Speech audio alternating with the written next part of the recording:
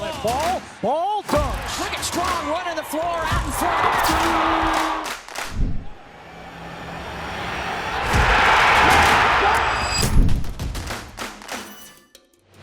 Well.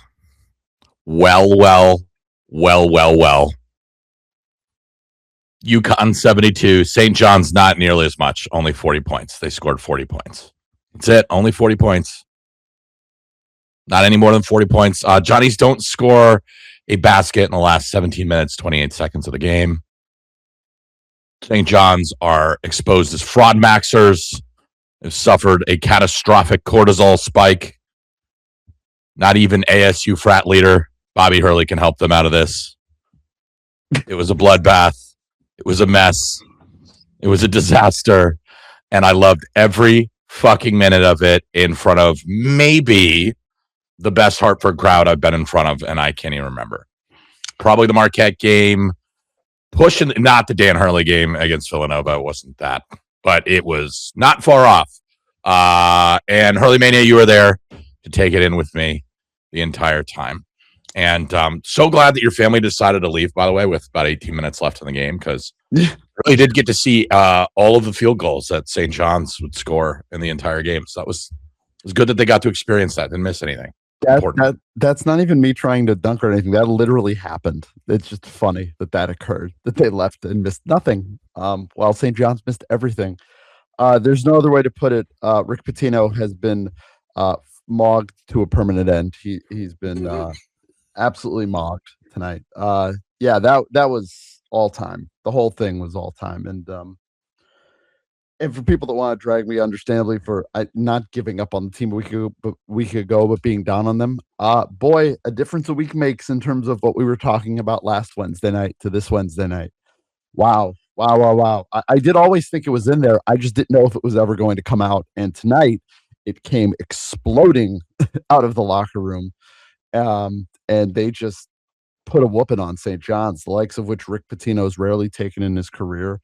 They made that team quit, a thing I would have never thought that team was capable of, because say what we will about them, they've, like, their toughness, that's a real thing. That's their calling card. And UConn just took it from them to get an analytical version of it, which is obviously why everyone's tuning in.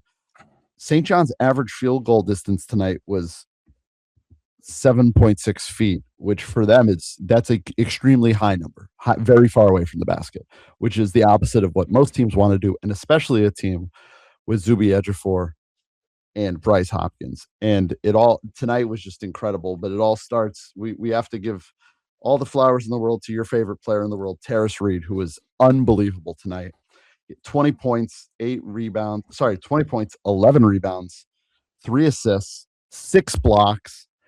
Just an incredible performance from Terrace. And he started the game at the Garden against St. John's well, and he did the too small thing and then kind of disappeared. But Terrace tonight was just tremendous the entire game. He was awesome, and it's been the challenge with Terrace, right, getting it out. But this is stacked on top of a really good game, especially the second half at Villanova on Saturday. And, it's only 2 in a row, but let's take it. Let's go from there. They've got the game Saturday to try and stack 3 in a row. And that's, if they get that Terrace Reed, this team can win the national championship. And I also think we got to give a lot of love to Alex. It was his final game in Hartford tonight. 14 points, 5 rebounds, 2 assists, left a couple of threes on the board too that were there, but just kind of the way it went tonight. Otherwise, an incredible performance by him. And there was a lot on him tonight in terms of, he's had good stat lines against Rick teams, but the physicality has really been an issue. And tonight he was a huge role in terms of the way UConn just dictated that thing physically. They outscored St. John's in the paint 42-12, which is insane. The second half, though, to see St. John's doesn't make a basket for the last 17 and a half minutes is all time. I actually just tweeted out using Ken Palm, because he's got all the records going back to the 96-97 season. I really hope it expands, because I would like to see some of that 95-96 UConn team in there, not the Florida State NIT team to start, but we are where we are. That is the fewest points that UConn has given up in a game, tied for the fewest points they've given up in a game since 2019. They gave up 40 to Maine, St. John's is ranked in the top 15. St. John's with the lowest 2-point field goal percentage by a UConn opponent, 2011 national championship game. And the effective field goal percentage is 0.1% off of the best UConn's had. And it was a bye game against Northeastern in 1996. This is a top 15 St. John's team, one of the hottest teams in the country. And they just completely they shut the water off. They ripped out the pipes and they put a desert in their end. St. John's goes 2 of 28 from the field in the second half. They finish 11 for 56 from the field. And just an amazing defensive performance by UConn tonight. They've had good ones this year. It's been a rough couple of weeks. We talked about it on our shows. Tonight, that was all time. Yeah, I mean, it was an all-time defensive performance. I mean, forget this year, like in the context of UConn basketball. Gosh, it's got to be in the top 5. I mean, I'm trying to think against a team that's like a top 15 team, ostensibly, to watch that do what they did to them tonight. And like, you know, St. John's field goal percentage tonight. I mean, they didn't get anything clean. Like a single real clean look. Sandin hit some contested threes tonight. He was the only guy that could seem to find any kind of range anywhere or, you know, kind of get any kind of a favorable matchup. Everybody else was in hell. I've never seen Zuby Ejiofor handled like that. Of all the things that I had, I mean, this was like everything that I don't like. You could have probably painted a best case scenario for me tonight for UConn, and I don't even think it would have come close to what they ended up doing tonight. I did not think that this team had this kind of a defensive effort in them.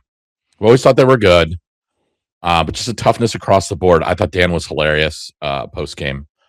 The entire press conference was about Terrace Reed. Every second. Every answer had Terrace wedged in there. And it really is, I mean, the difference that this team is when Terrace is plugged into the wall and out there ready to kill. I hope he can keep this going. Because if he is at this level, I don't think there's a team in the country that can really play with this group. As long as they're shooting semi-well. And the crazy thing is, tonight they shot 7 of 25 from 3. They left. Yeah. They actually didn't have a great shooting night from the outside, but it didn't matter. They, you know, Sanan, I thought was having like a good game, and I was a little ticked about it. He ends up he leads them with 10 points, a quarter of their points. He was 3 for 10 from the field. Bryce had a really good first half from shooting wise. He was 3 for 7 from the field in the first half. Second half, goose egg, he's 0 for 7, and he takes by far the most shots on the team. That was the other thing. You can't just let Bryce take everything. Zuby only took 3 field. Zuby made both of their field goals in the second half, and he only took 3. So, just wild the way they were able to shut the water off of him. I know it's not exactly a gifted offensive squad for St. John's, but to just beat him like that physically and make him kind of quit, I didn't see. You don't see anybody do that, yet alone this somewhat mercurial UConn team where the defense was great to start the year and started to tail off, but the offense wasn't great and started to come back. And tonight they looked like the part that went in and won at Kansas the way they had to and beat Florida with all the size. It reminded me of that, and just really proud of them. And everybody basically contributed. I mean, Eric Riva with the Samson Johnson tribute act tonight, 5 fouls in 7 minutes. We appreciated that. But yeah, it was really the first game tonight where it felt like they got, somebody mentioned this, but in a text message, where it felt like they got Terrace and Alex and Solo. They got the 3-headed monster thing. Solo was 11 points, 1 rebound, 4 assists, no turnovers. That's the only numbers I'm looking at with Solo, and did a pretty good job defensively in the first half when this thing was competitive. In the second half, just they quit. I thought everybody really was good. I mean, good 13 minutes out of Malachi. Jaden, I should have mentioned Jaden sooner. Just 17 minutes of, in a spot where we find out a couple hours before the game that Jalen Stewart has the knee tendonitis. It's, talk to some folks. This does not sound serious. I don't want to say load management, but it sucks because it's the St. John's game, but they just, you got to pick a spot, and they gave him the night off, and it was a big one for Jaden Ross. We thought he'd have to play the 4, and everybody defensively just swarming. It was awesome. Yeah, outscored things that there's just a whole litany of things I didn't have on the bingo card. Outscoring St. John's 42-12 in the paint. Like, this was the first time I've seen this team play like just with a mean streak. Like we've talked about this a lot. Like, this is I don't think it's a team that lacks toughness. I just think they've lacked physicality or an eagerness for physicality all year. We've talked about this almost every single show, and this St. John's team really kind of thrives on it. To see them, it wasn't just the fact that they played great defense tonight. It wasn't just the fact that, offensively, it felt like the pieces all finally came together. It was the fact that they basically bitched St. John's at this was like a prison beating tonight, where they just did what St. John's tries to do to other teams and just absolutely shoved it down their gullet. Also liked a lot tonight. There were some just hard, mean fouls in the paint from some guys, particularly Eric tonight. Yes. He had like a Jaden cross tonight at one point. Yeah. If you're going to go out and you're going to be a little handsy and get fouled, this isn't going to be a game where Eric was going to make a big impact. You've got 5 fouls to give. Get your fouls against these guys. And I haven't seen that St. John's team ever get beat up. Tonight they got beat the fuck up. And just a totally different version of this group than I've seen. And boy, oh boy, could not come at a better time. So, there's no such thing as good losses. That Creighton loss could end up costing them the Big East regular season title, at least the tie for the 1 seed, or at least the 1 seed. It would really be the 1 seed, which is so stupid that it's the tiebreaker, but that's a whole different. We'll get to that later. But, end of the day, see where they were a week and a half, 2 weeks ago, and to see where this thing is now, and as quickly as it just seemed to kind of wake them up. Man, that's what it's supposed to look like, guys. That's the vision. Yeah. So I'm hoping they can keep it together and we continue to see this, but oh boy. Not a lot to unpack other than this just being a 5-alarm, disgusting, messy, brutal, savage bloodbath. Yeah, I think everybody in the building, from what I could tell, kind of wanted that too. There was a lot of pent up stuff there that got unleashed all at once. It was they had the huge start to the game, and then at the half, it felt really good. Party is like they really should be up more, and then the second half happens, and boy, are they up more. That thing raced away from St. John's. It went from Marquette 2024 to Xavier 2024 at the drop of a hat.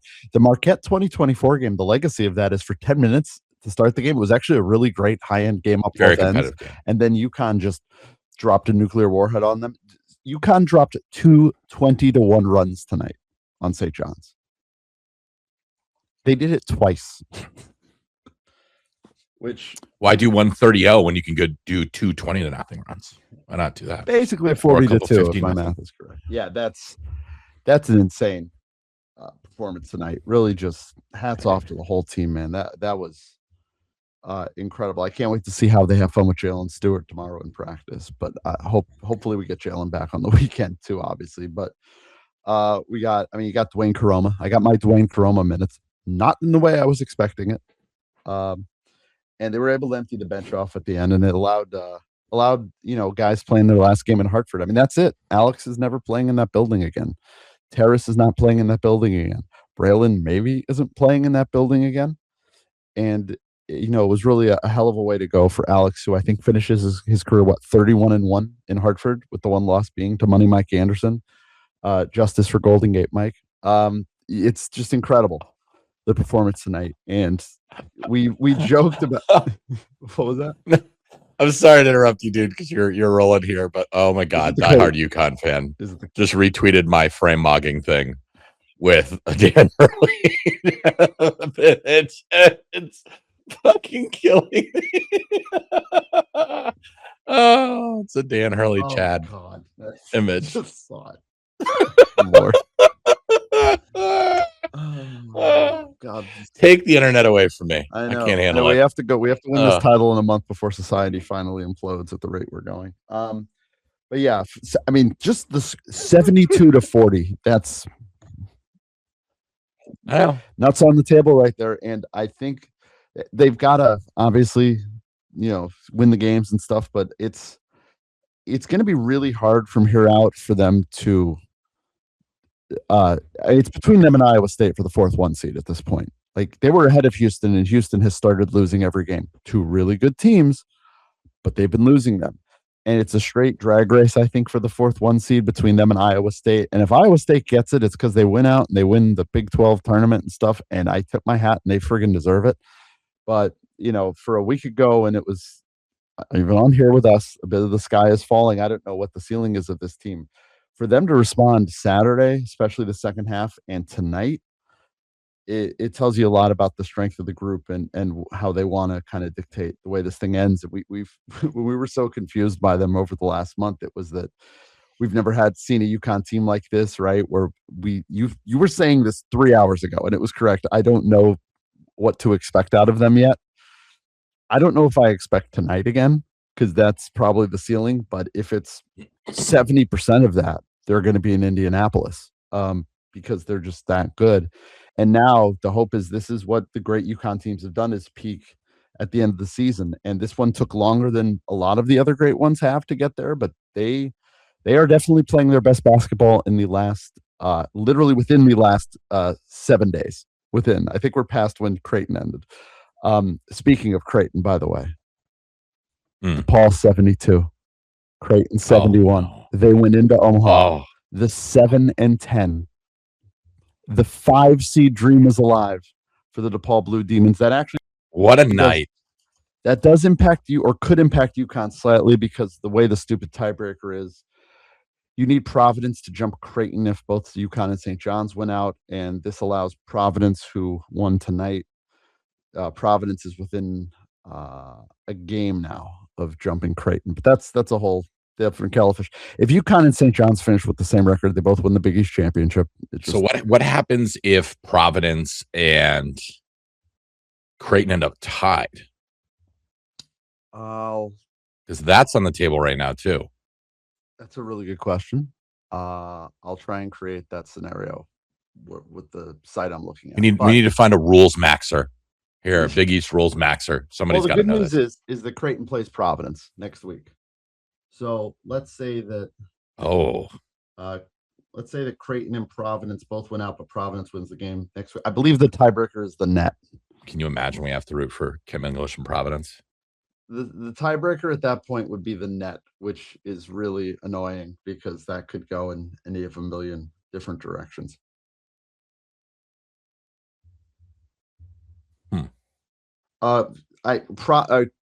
Providence would have swept Creighton if they win the game. So I think it would be Providence above Creighton, which I think would give UConn the 1 seed. But we'll see if we get there. As it is, let's just focus on tonight. I mean, 72-40, that's just all-time stuff. That was wild. Be in the building for that. And just everybody letting it out. All the bitterness about, St. John's kind of snatching the corner. And UConn took the corner back. Oh, I'm sorry. So if the tiebreaker at that point between UConn and St. John's would be their net, and UConn's way ahead of St. John's in the net. And I'm going to give you a spoiler, folks. Tonight may have widened the gap a little bit.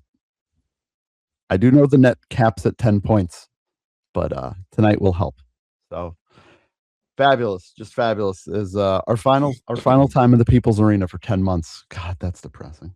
Horrible. And not 10, 8. I can't do math. It's late. That's depressing. But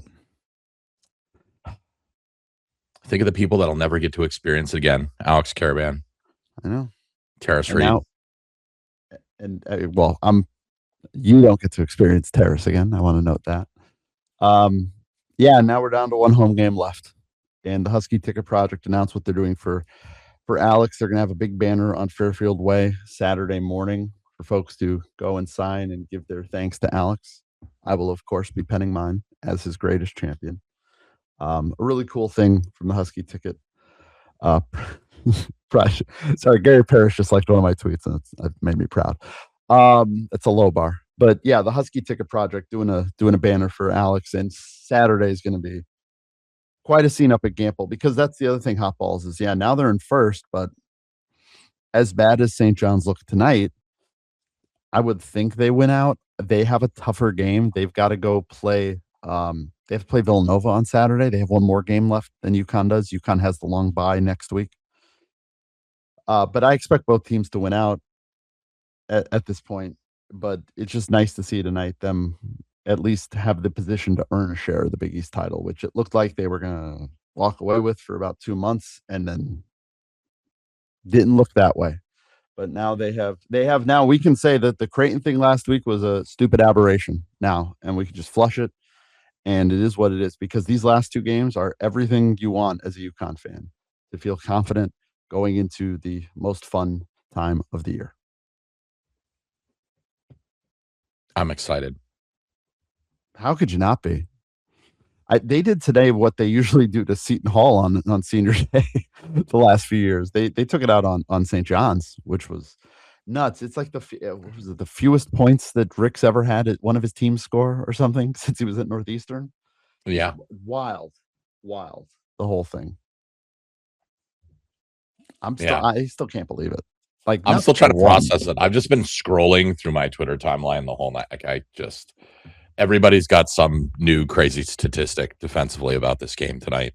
We're going to be like, we're going to remember this one for a long time. Yeah, they held thanks to free throws, it's this high. They held St. John's to 0.583 points per possession in the second half.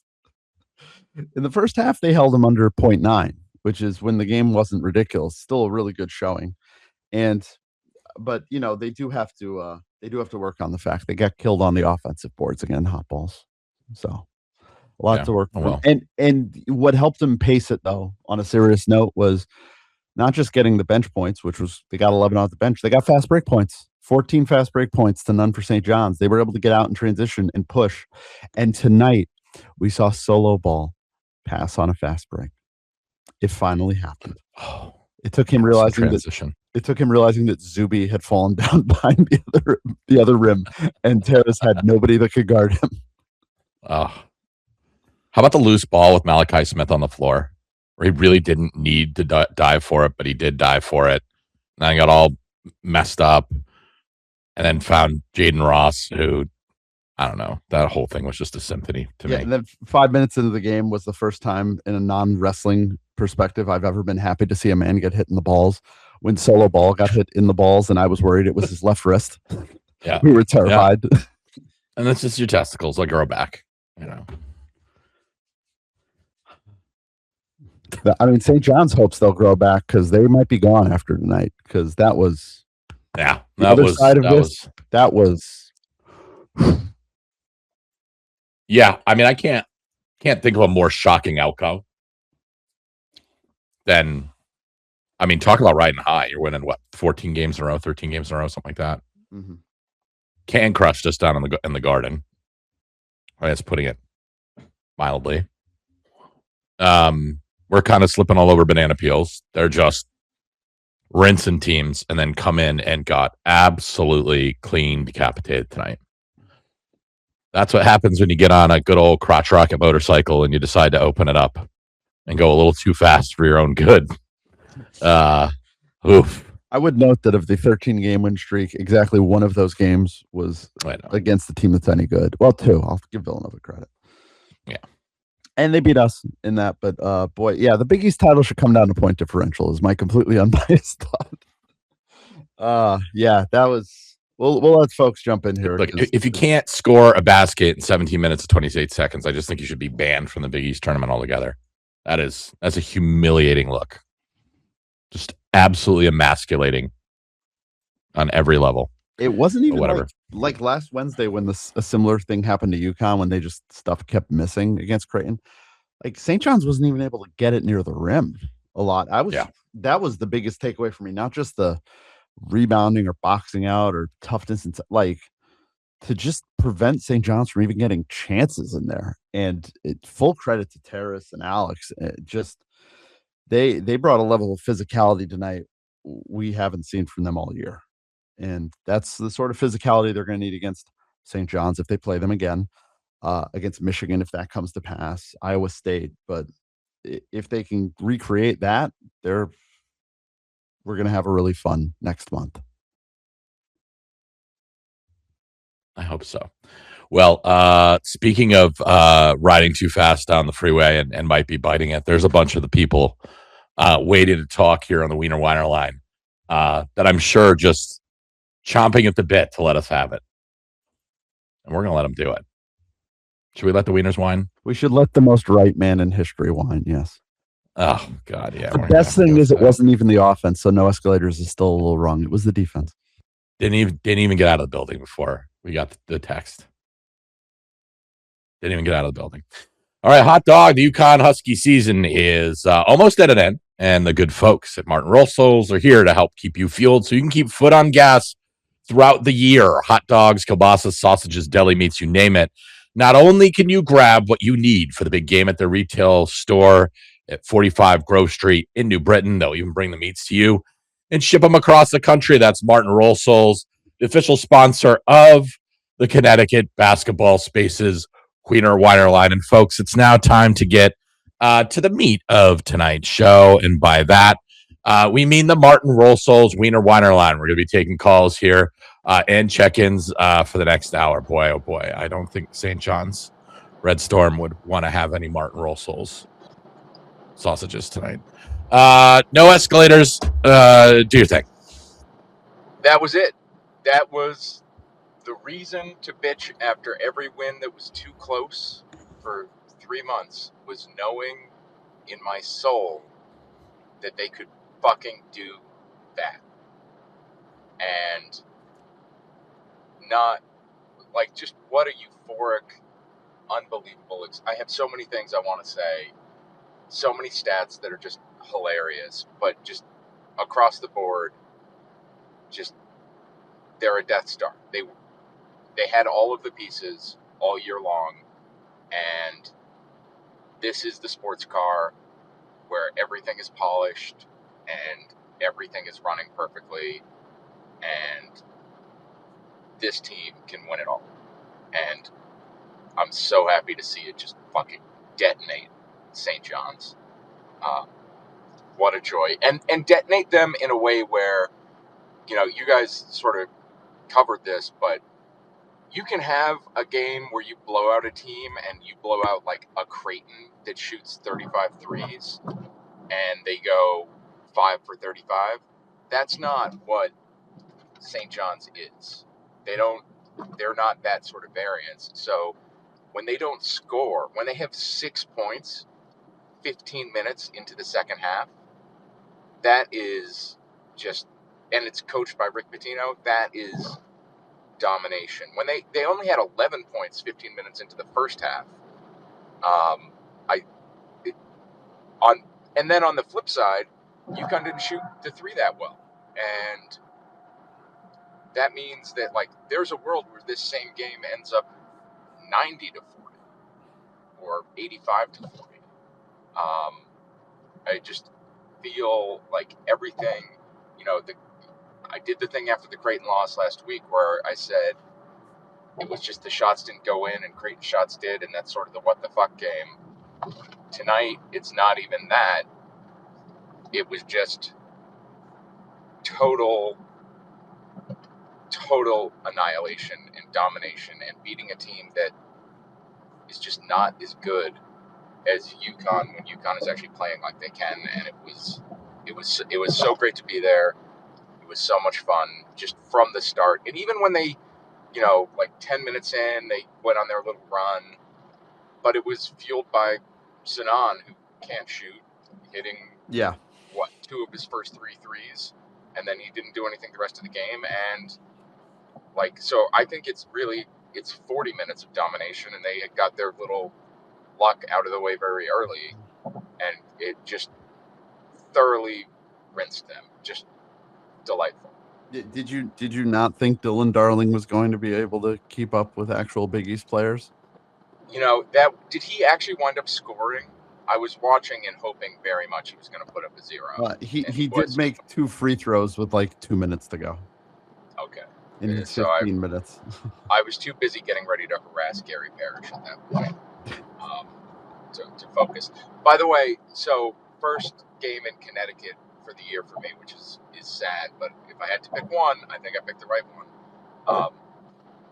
Why did the XL Center not get Wi-Fi? That's number one. Really horrific. We're going to update that building, but it's still going to be a tomb for everyone's phone. Correct. And then this is, I have more basketball stuff in a second, but you guys have talked about the goal horn. I was so unbelievably angry that we have the literal best chant in the sport. We have a Connecticut icon who leads it. It's totally organic. And whoever is in charge of the fucking music is stepping on it. And it's a fucking crime. It is egregious and like they know how to stop it because later in I'll get to the later one in a second. First of all, credit to Big Red, who could just not do it until after the goal horn, but clearly has made an intentional decision to say, fuck that, I've done it this way for 40 years. Yep. I'm doing it when I'm doing it. You guys are stepping on me. I'm going to lead the chant when I'm going to lead the chant. Like, props to him. And then later in the game, there was another incident where it looked like he was coming back from the restroom. Or yeah, that keeps happening. That's happened a lot this year. They stopped the music because he did it during a song at that point because the fucking horn was over. And they stopped the song. So they know how to hit pause on the audio for Big Red, and they just don't. So whoever is in charge of that needs to get their fucking head examined because it's a disgrace. And then I just had the mental picture seeing Big Red rush back late. I'm just imagining either like going to get your like water and chips or being in the men's room and suddenly hearing the crowd get really loud and knowing you're Big Red and saying, fuck, I got to get back out there. The existential dread. Has to be a terrifying experience. No time to wash the hands, boys. I gotta just the crowd needs me. It's running out with your pants down around your ankles. So that upset me. But the crowd was incredible. The team was obviously amped. I have an image in my mind of like Solo with like 8 minutes left. The game's like up by 25, and it's kind of the middle of like a nothing play. There's not really even a run going on because the whole game was a run, and he's just like gesturing wildly to the crowd from the bench to get up, and they did, and it was hot, it was great, just fantastic environment, so much fun to be in, and just really, really destroy somebody in the way that the metrics require. The spreadsheet beast was fed in game 28 of the year with 27 games already stuck into the spreadsheet. They jumped their KenPom efficiency margin by 1.6 points, which is ludicrous to jump that much this late in the season. Just a total, the most thorough domination you can imagine. It was perfect. It was absolutely perfect. And I know what you want, and we're so close. They can get to that net rating of plus 30. They're so close. They're almost there. If they just do this Saturday, they'll get there. At this point, because of some of the drag, I'm not that worried about where the final number ends up. In my mind, they are up there with everybody. I think I'm more, because of Iowa State's recent slip and the lead they have in wins above bracket. If they make it to the end of the regular season, I feel very confident they're going to get that 1 seed, especially since the Big 12 championship game is on Sunday. So, so Iowa State even running the tournament there is like they're not going to. The committee is not going to, like, the 1 seeds in particular are complicated because they affect, like, so I know they can make multiple brackets, but I don't think that they're going to get jumped even if, UConn doesn't win, like, makes it to Saturday but doesn't win. I think they're in super good position. There's just, like, there's little things, like, there was a play with, like, 15 and a half minutes left in the second half, which I haven't seen them run before, and it didn't work. I think a ball got tipped. But they had Alex and Braylon running basically in a circle around a screener, and Braylon cut to the paint, and Alex flashed out for a three, and it was the most devious looking design I can imagine of forcing. I'm going to clip it and tweet it later. Of forcing a defense to choose from two horrific options. Like, the offense looked wonderful. Silas was like a killer on the boards. Terrace was obviously like otherworldly. It's just everything clicked, and I'm so happy to see it. Yeah, there was Dan talked about making little adjustments. Like they really focused on. He kind of threw under the bus how bad St. John's is offensively, basically saying there are guys we don't want to go under on screens, but there are some guys we do want to go under on screens, and basically Dylan Darling. And they switched on all the little guys. Yep. Two like quick final things, and then I'm going to throw myself on mute. One, absolutely hilarious that Rick Pitino's 1 minute long press conference was just "This is all me," and then the first time somebody put a microphone in front of Zuby, he said, "This is 100% on the players." And also just Pitino, if you haven't seen it, Story Central tweeted it out. I think it's like 1 minute and 12 seconds is the entirety of Pitino's press conference. It's a really, really delightful watch. The second is the substitution patterns. Absolutely no line changes. The vast majority of the subs were just one guy swapping in and out. It worked really great. And though, in particular, this is not in any way a knock on Stewart, who I adore and maybe, have since he was a freshman, thought he's destined to be first team All Big East. And I'm never not going to believe that can happen. Not having him there, I just wonder if that sort of simplified things, even though he would have been great, especially when Eric got in some foul trouble late in the game, if you wanted to like throw him in with a small ball, but he's one of the bigger guys lineup. It just seems like it sort of simplified sort of what you're going to do with the lineup in a way that I thought made things smooth, and it flowed very well. Obviously want him back. He's way too important to miss, but the patterns of who was coming out and the mixing of, having you got a good run there with Mally and Silas and Silas together. It just the flow felt perfect. Yeah, they were really deliberate on the subs thing tonight, making sure that when Rick gave Ruben Prey a ton of minutes, which was fine with me. That was when Eric went in a lot of it. When they went back to Zuby, he brought Terrace back in. The funniest thing Hot Balls and I noticed early was it was amazing when it was Malachi Smith and Dylan Darling on the floor. It was like two mice were on the floor with 8 other Giants. And that UConn didn't get burned by having Mally in there with facing the bigger guys. I thought was a really good job by the team of recognizing switches. And they really didn't get mismatched much on the offensive end. Yeah. All right. I'm going to throw myself on mute, but what a glorious night.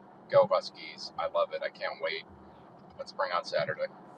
Thank you, No Escalators, who is now legally obligated to attend every game the rest of the season. We'll be doing a GoFundMe to get him to beautiful Milwaukee a week from Saturday.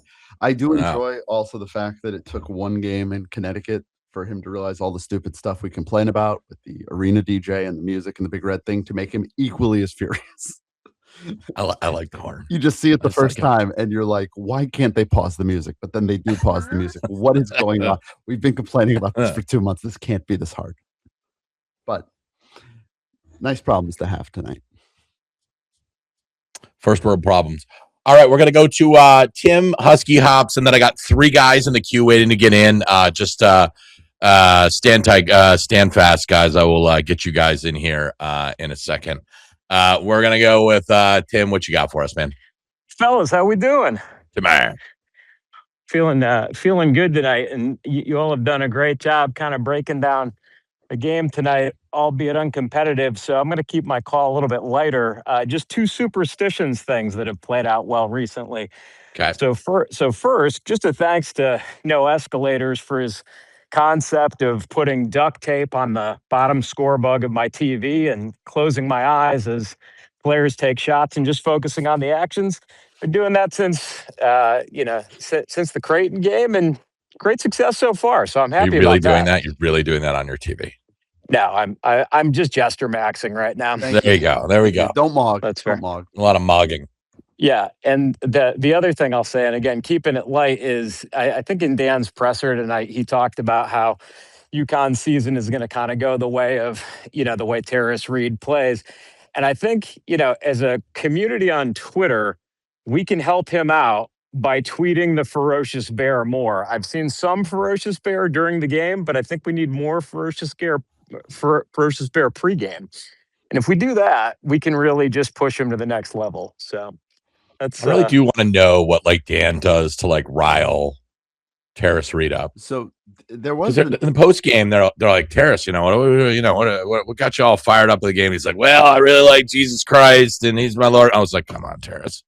I want you to be the archangel. I want you to be the scary guy in the Bible. So, the lions and the lion's den. The Athletic had another piece today leading into this game about like how Dan has kind of adjusted to trying to reach this team, and it genuinely seems like he's just kind of like relaxed and been a little more like the lighter side with him. The thing, like the picture of him and Andrea at their wedding in there.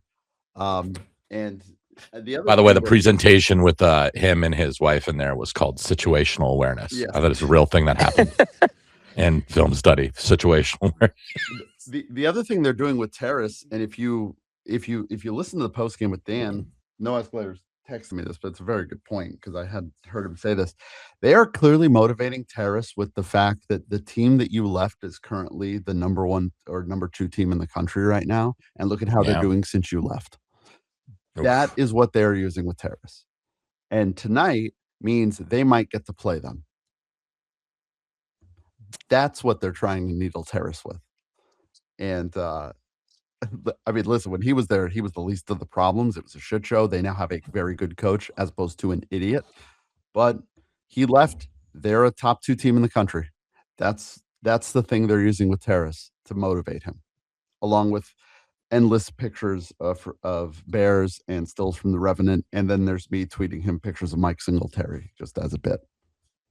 Yeah, just visual learner, I think, Terrace Reed. That's right. That's all we need to be doing. And yeah, Hurley, Manny, you made a good point earlier, that we might not have had the best shooting night tonight, but this team felt a lot like that, the 24 team where sometimes that didn't matter and everything else kind of clicked. I got a number of texts, watching the game last night about that. So I don't know, it just felt special tonight. Really entertaining watch. Yeah, tonight felt like 24. I don't know if they're that, but they reached that level tonight, and they deserve all the credit for it against what has been a much better St. John's team over the last couple of months, and they made them look like Butler, which was the craziest thing about it for me. And Mr. Hotballs, is the recommendation still not to wait on buying Big East tickets? I've got my flights out, but I haven't purchased yet. I would buy, if you're going to buy Big East tickets this year, you're going to want to have to do that quick. Not do the usual Hotballs stare down. Not with St. John's being this good on the other side of the bracket. So I think Friday and especially Saturday, if it's us and Johnny's in the championship, good God. Call up your bank. Yep. It's time to get on that credit soon. Stat. That's right. Maybe People's Bank. Yes, and it's not like we all are sitting here waiting to maybe keep some powder dry for a regional in Boston and a game in Brooklyn. Like, it's Philly, and then if they're a 1 seed, they're not going to jump Duke, so they're probably going to Houston, right? If they're a 1 seed, so all of the possible savings you might have had ahead of the Final Four, just roll that up into MSG because you're going to need it. They're going to be. It's really hard to get a vibe. We've done in the last couple of years, either they were dominant or the way the tiebreakers were, we had a really good idea of what slot specifically they were in. I mean, they're either going to be at noon or they're going to be at 7 on Thursday. That's a big difference. Yeah. Well, the difference. So let me go. I actually had, this is not, none of this is really great audio content, I admit, but this specifically isn't. So let me just enter in tonight's results. We'll take a look-see here. So as of now, yeah, UConn will be playing the Butler Xavier winner. Boy, there's a game that we need to see for a third time. And then it would be Creighton Seton Hall in the 4-5 game because UConn's currently the 1. If they fell to the 2, they would be playing the Marquette Providence winner. And if they were they wouldn't be the 3, but then it's Villanova playing the Georgetown versus 6 seed DePaul winner. But maybe, hot balls, maybe Oof. we could get 5 seed DePaul. If St. Could. John's gets I'd take 6 seeds. You could get 6 seed DePaul would be okay. I just would not want to face the Mons in the semifinals. Let me tell you. Listen, if St. John's gets the 1 seed because of the tiebreaker, and DePaul is in the 4-5 game, and DePaul wins and plays St. John's, I might root harder for DePaul in that game than UConn in the UConn St. John's game. That might be because that'll be the way it has to happen. Oh, That it would be DePaul on title Saturday. imagine that. DePaul Saturdays. I can't get there yet. Not my brain. Not in this old pea brain. By the way, Tim, that is now, you got anything else for us? Go ahead. No, that's it, fellas. Hope to see some of y'all out there in a couple of weeks. And I'll try not to call in from the Blarney Stone this year. We'll see. There you go. Thank you, Tim. Husky Hops, what do you want? Hey, fellas. First time, long time. This is Jimmy from Brooklyn. This is not Husky Hops. Thank you for mentioning the GOAT, Money Mike Anderson. Respect. Yeah. He never got blown out in Hartford like this. Never had a losing season. Nope. Respect. As my friend Paulie from Queens said, if Rick's playing chess, he's playing with all pawns. Redeem 10% off at the Breaks coupon in store only. It was really funny today listening. It was really funny today listening to Mike Frances's breakdown of tonight's game, and as you would expect, just every wrong. And I love Mike. Mike also saying that UConn at best could be like maybe a 2 seed when they're currently a 1 seed was interesting. Yeah, that was fun. By the way, I have important news. Hot balls with the with the DePaul win tonight. Chris Holtman now has more wins in his first 2 years in league play at DePaul than Ed Cooley had in his first 2 years in league play at Georgetown. Oh, spark one up. Chris should be the coach of the year in the league. I know they're going to give it to Kevin. It should be Chris Holtman. It just should be. 100%. 100%. If they're a 5 seed, if they're 5th in the league, it should absolutely be Holtman. Now, that can't even be a conversation. Is that an indictment of the league? Yes, I will admit. But also, he's done a great job to make that not a shit show. Whereas Ed, I'll save this for later. I've got a whole Ed thing. But yeah, Husky Hops, thank you for I'm sorry, Vinny from Staten I don't Island. even remember who I was. Vinny from Staten Island, thank you for checking in. Yeah, from Staten Island. 10% off at Paulie's Break Shop. Yeah. Call into Mike's show tomorrow. Listen, Mike, first time, long time. Do you think a team should go 17 minutes without putting the ball in the basket? I'll hang up and listen. I was trying to think of somebody making a crack at Francesa off that, and I can't, because I can't wrap my head around a team going 17 and a half minutes without making a field goal. And I told an elderly man that and his wife in the garage tonight, and they both almost fell down. It was clean, slipped on some black ice. Yeah, in the second half, I almost mentioned this when No Escalators was on. Our whole row was like about 10 minutes in the second half. I was like, wait, have they scored in this half? We were trying, like, everybody had their fingers out, and we're like, the field goal or no, free throw. Yeah, I looked up and I was like, have they only scored 6 points in this half? It hit me like with like 5 minutes left. Yeah, I didn't realize it in real time. Swear to God. Say it with me. Another clown. Another clown. Another clown. Go shovel someone's walk. Fire up the snowblower. Fourth, by the way, bid is over, but fourth Torvik 100 game score of the season. So congrats to all. Yes, I'll hit the applause button. And the second in recent weeks. So we'll just look past the 52 that was there a week ago. Yeah, the 100 against Lowell, obviously 100 against Illinois, 100 against Xavier, and 100 against St. John's. So They could play the Mississippi Riverhawks or a top 20 team, and they'll get 100. So we're good. Or Xavier, whatever that is at this point. But just an outstanding performance tonight all around. Just everything was delightful, I'm as Noah so in awe Escalator of should it. say. I really am. It's Thankfully, we didn't need to get the officials involved, but thank goodness. I mean, you see what happens when you get a real professional, a big O official, Roger Ayers Mr. on the Ayers. whistle. Do you see what happens? We could have this every night, and yet we don't. You don't have to tell me about Raj. I know about Big Game Raj. We've been talking about Big Game Raj for years. It was nice to just have him and specifically not have James Breeding. Brian O'Connell still made his presence known. It did lead to Dan with the Gino Auriemma style FU challenge of 35. Appreciated that. Got a big kick out of that.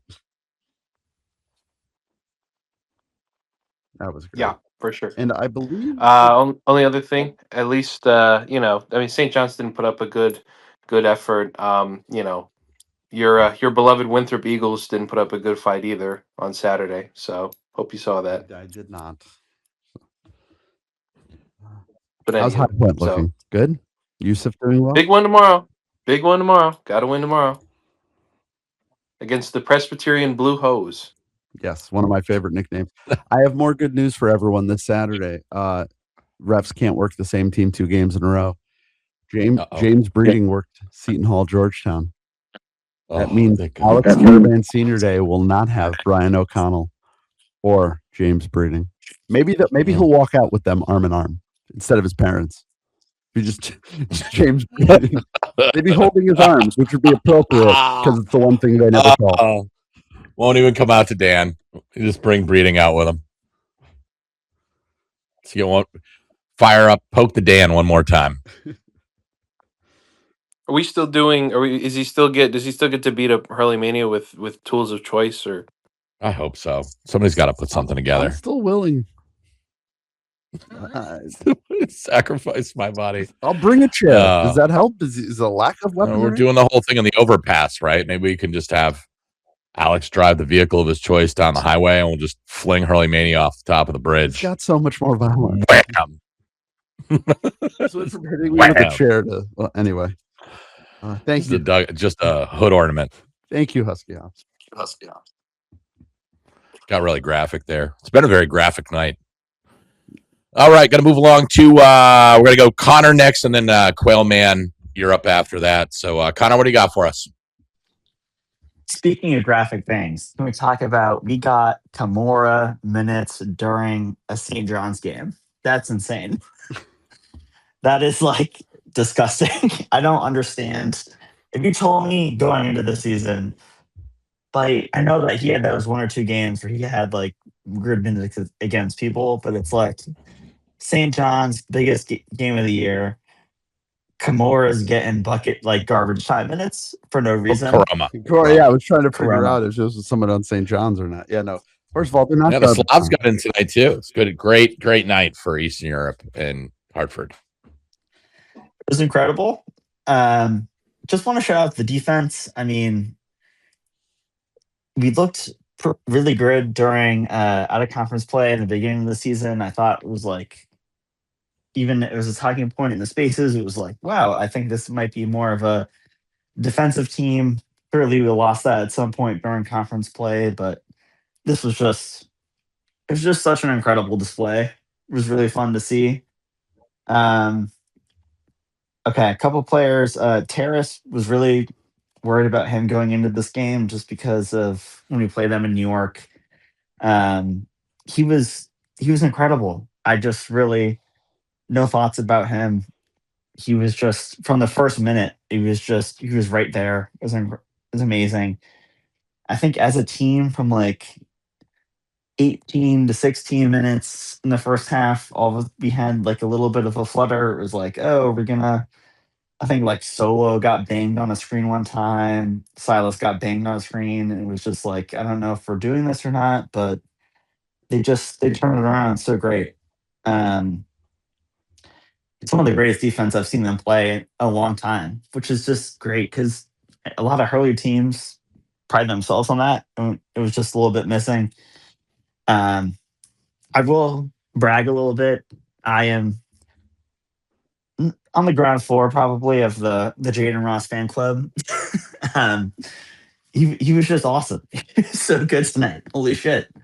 Um, he played really smart. There was, as a fan of his, there was a lot of situations and spaces he got in where I'm like, oh, this is where he makes a really bad pass. The bad decision's about to come here, and he's like, oh no, I'm just gonna pass it off to this guy. We're gonna run the offense. And I know it's that sounds very insignificant, but holy shit, for him, like that's a big step forward. When you combine that with, he still hit a crazy fadeaway Kobe shot for no reason. He still played amazing defense. Like, wow, he's growing on me. He should be growing on everyone. I want everyone to be buying in because you will still probably have some dumbass shit that he does, but he seems to be doing better. And I love it. Yeah, I don't think there wasn't one weird Jaden moment tonight. Ooh, I don't know about that. Okay. No. He definitely had a couple. Help me out. But it was Maybe I give him longer. Oh, I know one. I thought the 40-footer was going in. Okay, that's like it was a good shot. It was the whole section. Everybody in 239 was like, wow, it was really online. It was online. Could have gone in from midcourt. Well, that was the thing. That was online. If you told me that was going in, because it was like, I would have believed it. Like, there's something going on. I love that it was online because that tells me, oh yeah, so he's shooting 45 footers in practice. Okay, sure, noted. Most of these guys Just are. crazy, Yeah, no, yeah. that was weird. But yeah, he was sensational and allowed them to, what they did tonight, if we could dare do a little bit of actual analysis, is they were switching everything at least 1 through 3. And I don't remember a Dan Hurley team ever doing that. They were just willing to switch 1 through 3 because they have the advantage 1 through 3 against St. John's on paper. If you think about it, they should be able to. It's and it was something. I mean, I know Rick didn't see it coming because there's no tape of UConn doing that. That's what makes, if they play again, fascinating. Is how does St. John's then counter that? Because UConn was able to just stay in front of guys by doing it straight up. None of these guys are really elite defenders at the guard positions outside of Silas, who is, but being willing to just do the constant switching, and St. John's just couldn't target it when they got onto Solo or when they got onto Malley, or they were able to. UConn was able to put up to still be very successful defensively, despite being in a situation where you would think St. John's could switch some stuff, and they just never did. It was amazing because Ross, like, you think he's one of those guys who kind of fucks up every once in a while and will foul someone or do whatever, but it was like they were switching into him and that person driving to the rack, and it's like he's there, his arms straight up, he's not moving, and he was just playing amazing defense right there. And I'm like, it's priceless. It was incredible. And then last thing I'll say before, I'm sure everyone wants to talk today. This was just so electric. I think it is kind of crazy that we were on Peacock from a league perspective, just because it's like, this is such an electric matchup. Knowing nothing about going to the game, we were like, wow, this, is a league building game. If a random person sees this on like NBC or whatever, it's like, oh wow, the Big East, like, it really promotes it. Like, why are we on streaming? The one thing about that though is that I know you guys were at the game, but they played the entire starting lineups, the intros, the hype video, even. Like, you could watch that on Peacock, and it was incredible. And so you were able to watch that and the build up and get the energy going to the game. Every time they went to a timeout, like, they didn't go right away to some like fucking Toyota commercial. It was like we heard the whaler horn. Like, I know you guys were complaining about it, but like, at least the TV people, like, we heard it. And We love the horn. heard like a I like UConn the horn. chant afterwards, which is insane. Like, you don't normally hear that. And a couple weeks ago, when Thabit got inducted, like, they played that whole ceremony uncut on Peacock for no reason. And then in the second half, it was like him and Calhoun on the commentary, and it's like, I can tell you I just from wish I think it's really shitty that they're putting like the game of the year for the Big East on streaming where no one's going to see this and like fall in love with Big East basketball. I get that, but like at least they're doing it in a way where you're getting all of the accoutrement, all the shit where it's like we miss that. Like that should be on TV, and so it's like at least. So I don't know, very mixed no, feelings about that, but just wanted to put that out there. yeah, the presentation they do is a great job. The analysts are really good too. Robbie Hummel's great. Everybody loves Fana, and you give Fana some credit from talking to people behind the scenes. If you want to know why the Hashim thing was aired on Peacock, it was John Fanta, just trying to push the idea of this is how we differentiate our broadcast versus everyone else doing stuff like this.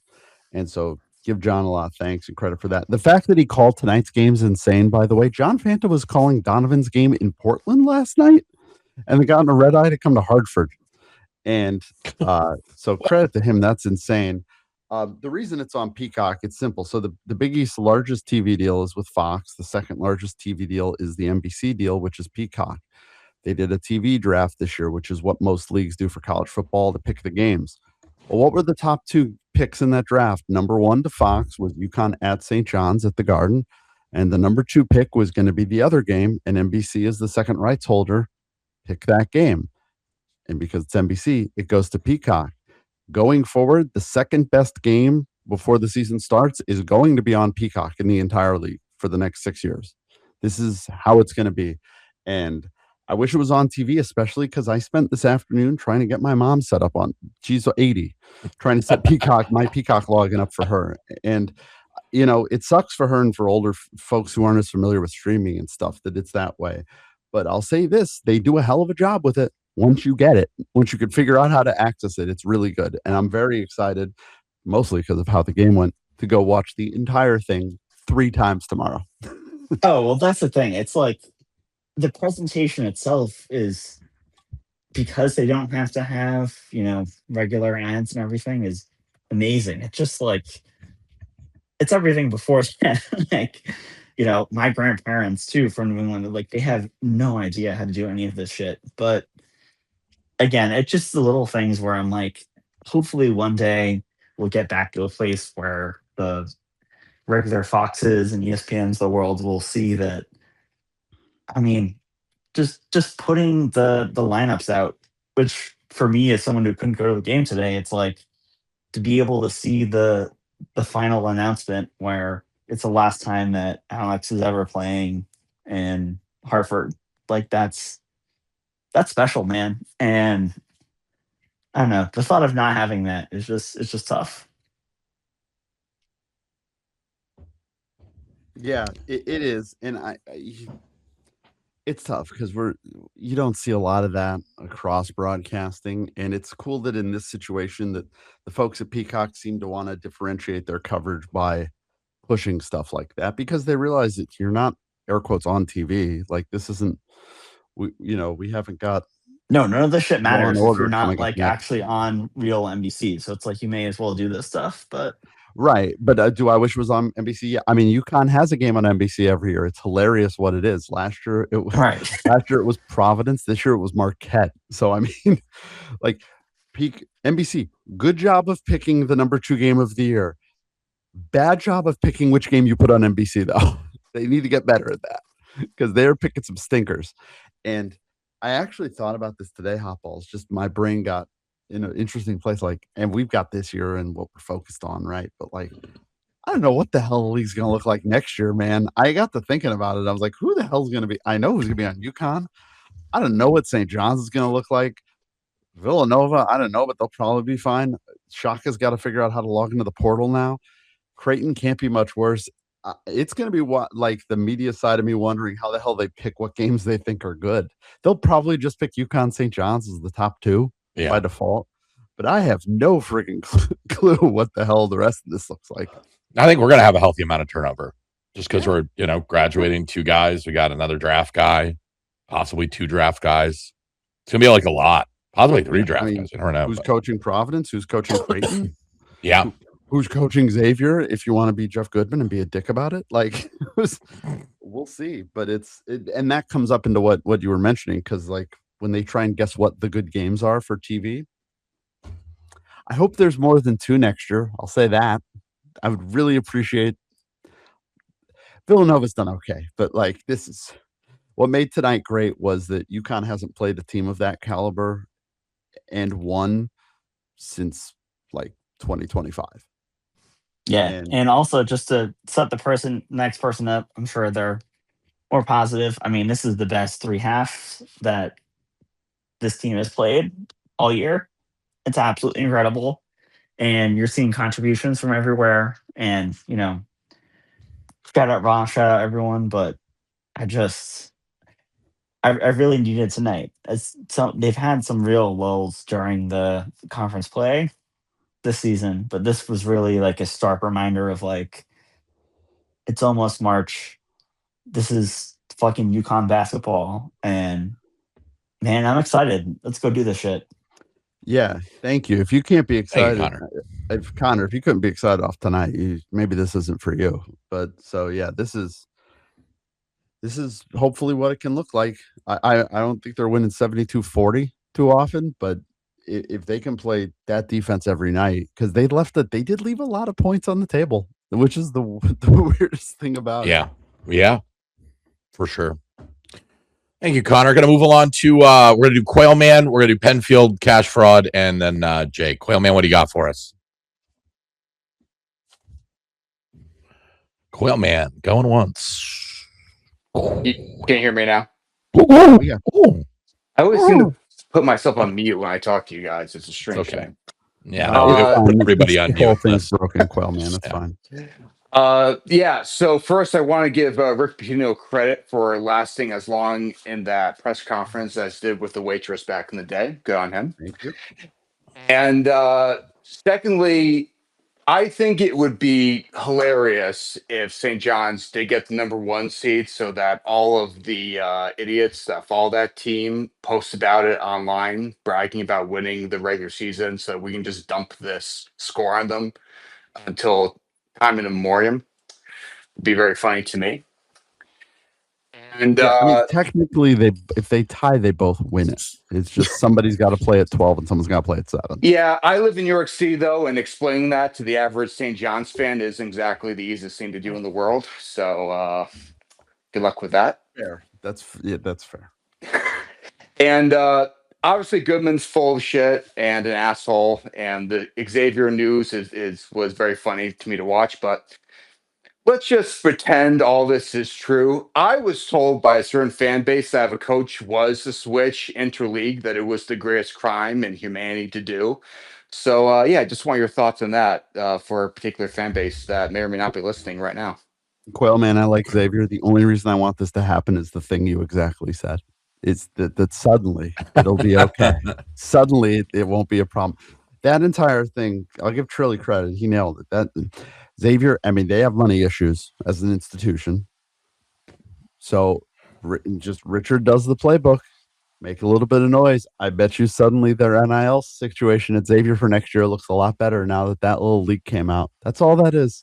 That's just playing the game. That isn't a real story. That's not real news. That is Richard using leverage through Goodman to get more NIL money. And Goodman just being a willing pawn going right along with it like an idiot. Boy. Just ludicrous, dude. Absolutely ludicrous. Yeah, he's not. It still would be so funny. It would be so funny. It would be incredibly funny. It would be very funny. I would feel so bad for Xavier, though. God, those folks. I do. One of my best friends is an alum, and he's actually pretty down on the program and the school in general in terms of raising funds. So I generally feel for him, but I would whole off season of just cackling about it. Yeah, I actually want to shout out. I have a friend named John who he was the one who drove out here from Cincinnati for the game in 2024. He went to mass the morning of that and then watched his team get murdered on a Sunday in Hartford. Yeah. John tonight, Xavier's season ticket holder, he flew to Providence. I don't know if you've seen the news of what Providence looks like the last couple of days. He flew in there, moved around his whole schedule, even when the game got moved, flew in there tonight to go watch them lose 94-84, and they're 13-15. That's the kind of fan base Xavier's got. Those folks are really committed, and they deserve better. And they'll be fine. It's Richard's first year. He's a good coach. They're a mess right now, but my they're Xavier good people. My Xavier fan's name is also John, funnily, and he has gone to like 3 of the last 5 crosstown shows, except for the last 2. I've watched the last 2 with him. He was very down on the one Cincinnati won for like the first time in like 6 years. Was very up for the last one, but I sat right next to him when we just absolutely kicked their ass at Hartford one night, and I could see the life leave his eyes. And then he was very passionate about how Sean Miller would be a loyal man and not leave Xavier at the first drop of hat, and then had to see the life leave his eyes again when that happened. So really pulling for things to work out for them with Richard. Yeah, the funniest thing was all week, my friend John was like asking me for updates since I'm out here and he's in Ohio of how's it looking, how's TF Green, you think they're going to open? And I'm like, why are you doing this? Why are you going to this game? What are you doing? Whether there's snow or not, why would you go to this if it was 70 degrees? But he's a great fan, and they've got great fans like that, and they're a bit in hell right now. And the last thing they need is Richard leaving, because Jesus, I don't even know. Stay there, Richard. Come on. Let these Providence losers just, let them just sit with their fate. Yeah, tonight was we had a busy night across the league while we were preoccupied with the main event. Providence beating Xavier 94-84, Nova beating Butler 82-73, and of course our Blue Demons go into Omaha, finish the sweep of Creighton, something incredible. Dan Hurley has never done. 72-71. Oh, it took Chris Holtman 2 years. Look at that. So it must be like, what's it like having a real coach, Yeah. Somebody ask Dan that tomorrow or before Seton Hall. Is that why can't you be as good as the DePaul coach? Coming off of the 72-41. I've talked to my dad about DePaul in the past, and he was, look, I wasn't around for this. I mean, I'm like 34, and even this is like a long time ago for me. But he was like, there was a time where DePaul mattered as a basketball school. I know it's a weird thing to think about, but there was a time in the world where they were a thing. And who knows, maybe it's extremely a thing. Yeah. Late 70s, early 80s, DePaul was the real deal. They were number 1, I think, in the country for a long stretch. I think they had 3. They were a number 1 seed in the NCAA tournament, I think, 3 years in a row. Yep. 80, 81, 82. Made a Final Four in 79. People forget that was Magic Johnson versus Larry Bird, DePaul. Of course. And the third wheel for that. Do you remember the 4th team in that Final Four? 79 Final Four. I cannot. AJ Price's dad played for the other team. Was it Mark? It was Marquette, was it? No, it wasn't. Hang on. Don't do this to me. I'm trying to remember here. The most important Final Four. Indiana State, DePaul. It was in Salt Lake City. Oh fuck! I think I know this. No, is it? I can't remember. It was an Ivy League team, and I can't remember what team he played for. I mean, you got 6 to pick from. I'm gonna give you a hint. It wasn't Dartmouth. I'm gonna say Yale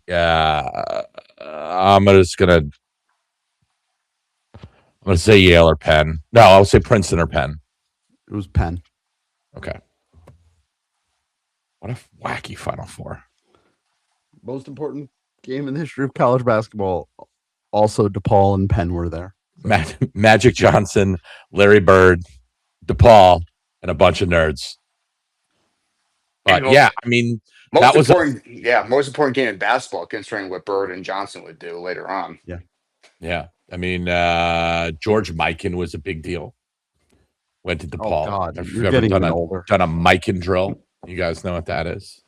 Who was the So they've Piston got player really- that went there? I'm blanking on his name. He won Mark with the Aguirre. Yeah, Mark Aguirre. Yeah, Yeah, so I mean, he's the greatest demon of them all. Yeah, and they won the NIT back in 1945 when the NIT was a bigger deal than the NCAA tournament. The NIT up until I think what was it? Probably mid the late 50s, early 60s. Probably That was the place to be. 60s. oh, Yeah, the Paul Blue Demons take your rightful place as the greatest team in Illinois. Take it from those losers in Champaign, please. God, Ray Meyer coached there for 42 years. Yes, That's we're doing way too much to Paul. Never enough. We're getting into it. We're getting into the deep-seated history of DePaul basketball here.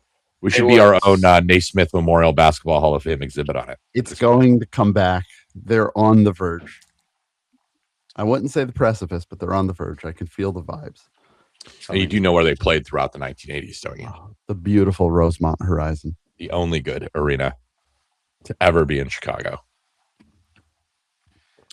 But yeah, just final thoughts on the game tonight. Just to bring it back to UConn. I'm really happy they won this way, because if they had just shot the lights out tonight, a win's a win. We all would have been really happy about it, and we'd just be talking about different people. But I just really wanted to see them kick the ass of a physical team and show that they can play against physical teams like they demonstrated early in the year. And yeah, excited going forward, and let's make a run of this thing. Thank you. I want to give Jared. I want to give Jared Cotler credit for this. It's very funny. Dan Hurley beat both Patinos in Hartford by 32 points. Oh, what a lovely statistic!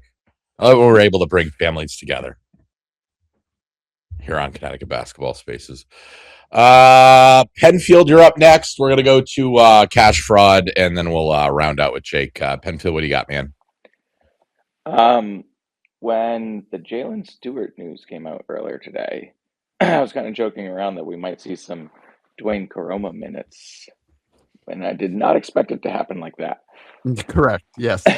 Same thought I had. And amazingly, it was our night when Caroma and Reed both went 100% from the free throw line. Yeah, I mean, at the point at which he shot the free throws, I knew it was our night. But to see Dwayne go 2 for 2 from the line, I felt like I was witnessing a comet coming through the building.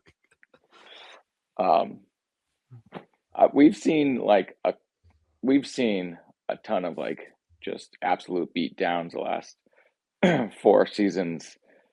I don't know if any of them were as enjoyable as that. Just, seeing Rick Pitino and those fans have to eat shit, it was glorious. And in some ways, losing to them at MSG is what made this game even more incredible. If we had run the table at the Big East and then just blew them out of the water, I don't think we would be sitting here. I mean, we'd obviously enjoy it, but it just made it even extra special. So yeah, that was awesome. It happened in a way that might actually put a little doubt in their minds if they play again, which I wouldn't have seen coming, because it wasn't just, we lost the road game. They got humiliated.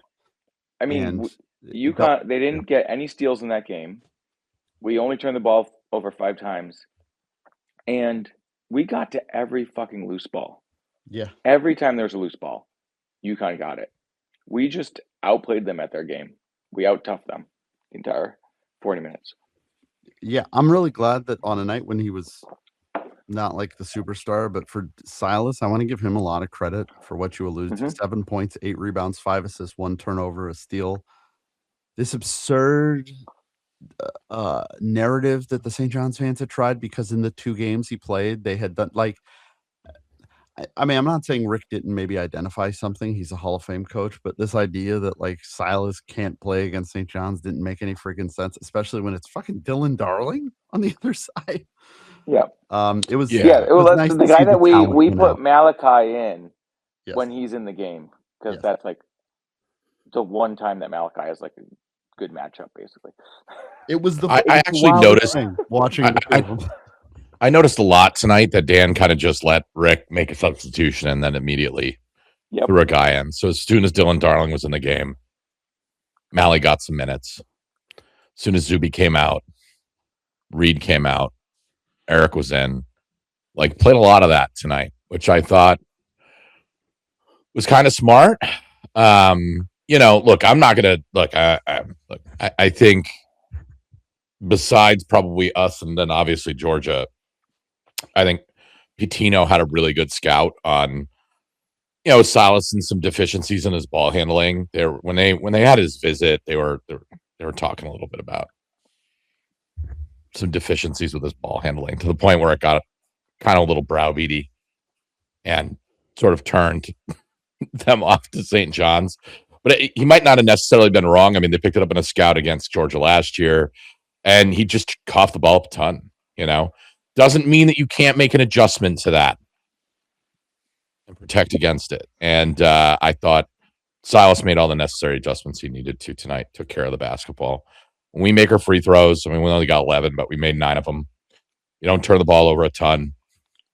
I thought we were way smarter with our substitutions tonight. Like, personnel for personnel, like we should be able to handle them. I had a lot of physicality questions about whether our guys could really muscle up with them, but man, after tonight, I don't have those questions anymore. Yeah, because it wasn't just a way that it wasn't just that they won tonight. It was that they played St. John's game and beat their face in doing it. Mm-hmm. That's what was shocking about it. Yeah, they were so oriented on let's see what they do, and here's what we're going to do for it. And I want to give No Escalators credit. He's texting me. I thought he was driving. I hope he isn't, given how detailed the texts are. We mentioned how they switched everything 1 through 3. Yeah. In addition to that, Mamadou Diarra wasn't in the huddle for the first minute of any timeout because he was over at the St. John's huddle just staring at it. He wasn't at it. He was staring at it to see who they were going to sub in. And then once he figured out who they were going to sub in, he would go tell Dan and Mike and the rest of the staff. And it was like, yep, okay, that's who they're putting in. This is what we're going to do. The fact that we got the really entertaining Malachi Smith and Dylan Darling with 8 other large humans on the court is because UConn just every single sub St. John's made, they basically planned for how they were going to attack it specifically. They were really intentional and deliberate on every St. John's matchup. And I think it was because of a concern they may have had about the live ball turnovers thing that's been an issue, the fear of the press. Well, I mean, you can't really put a press on if you don't make a basket for 17 and a half minutes. So yeah, didn't have to worry about that one tonight. But they were very, very deliberate as a staff game planning for specific players and how they would handle them. And that alludes to a little of what we talked about hot balls after the Villanova game, where we felt like we're starting to see kind of combinations with this UConn team where it's like, okay, these 2 work, these 3 work, these 3 don't. How can you and tonight in the first half, they had that set where it was, you had Mally, Silas, Jaden, together on the floor again, the 3 guards, 3-headed monster. And just for whatever reason that they've been getting the best out. Malachi now has played, I'm bringing him up, that's back-to-back really good games for Malachi Smith. Yeah. When it has been hard sledding. He was a real spark plug off the bench tonight. Like, I was at the beginning of the second half when he had those 2 steals. He brought some energy when, not that the game was in doubt, but St. John's was coming back a little bit into it, and then he did that. And he had that amazing, at the end of the shot clock, that 3-pointer that just got blocked into his face. But other than that, he was great. Yeah.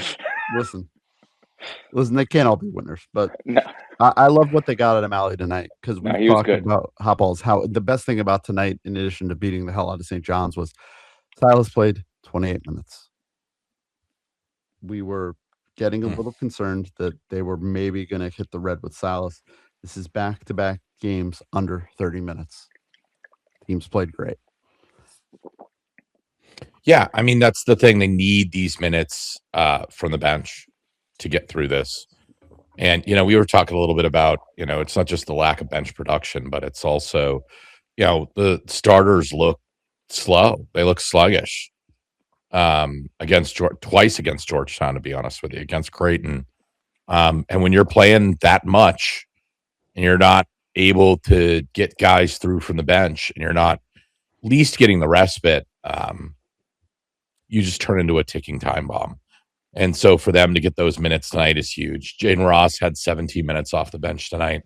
That's perfect. Ryba had 7. That's probably good in a game like tonight. This isn't a great matchup for him, Zuby. So I'm fine with that. Malachi, 14 minutes tonight. Yeah, 7 Chef's minutes for kiss. Eric Ryba, but he got the most out of them. He did. He honestly, he did help break their will. I know that sounds cheesy, but it was. I thought that was the meanest I've seen Ryba in a long time. I didn't know he Ryba was not hanging around for a full 15 minutes tonight, and I think he knew that. Yeah, and that might have been a thing. I thought Ryba was not a nice guy.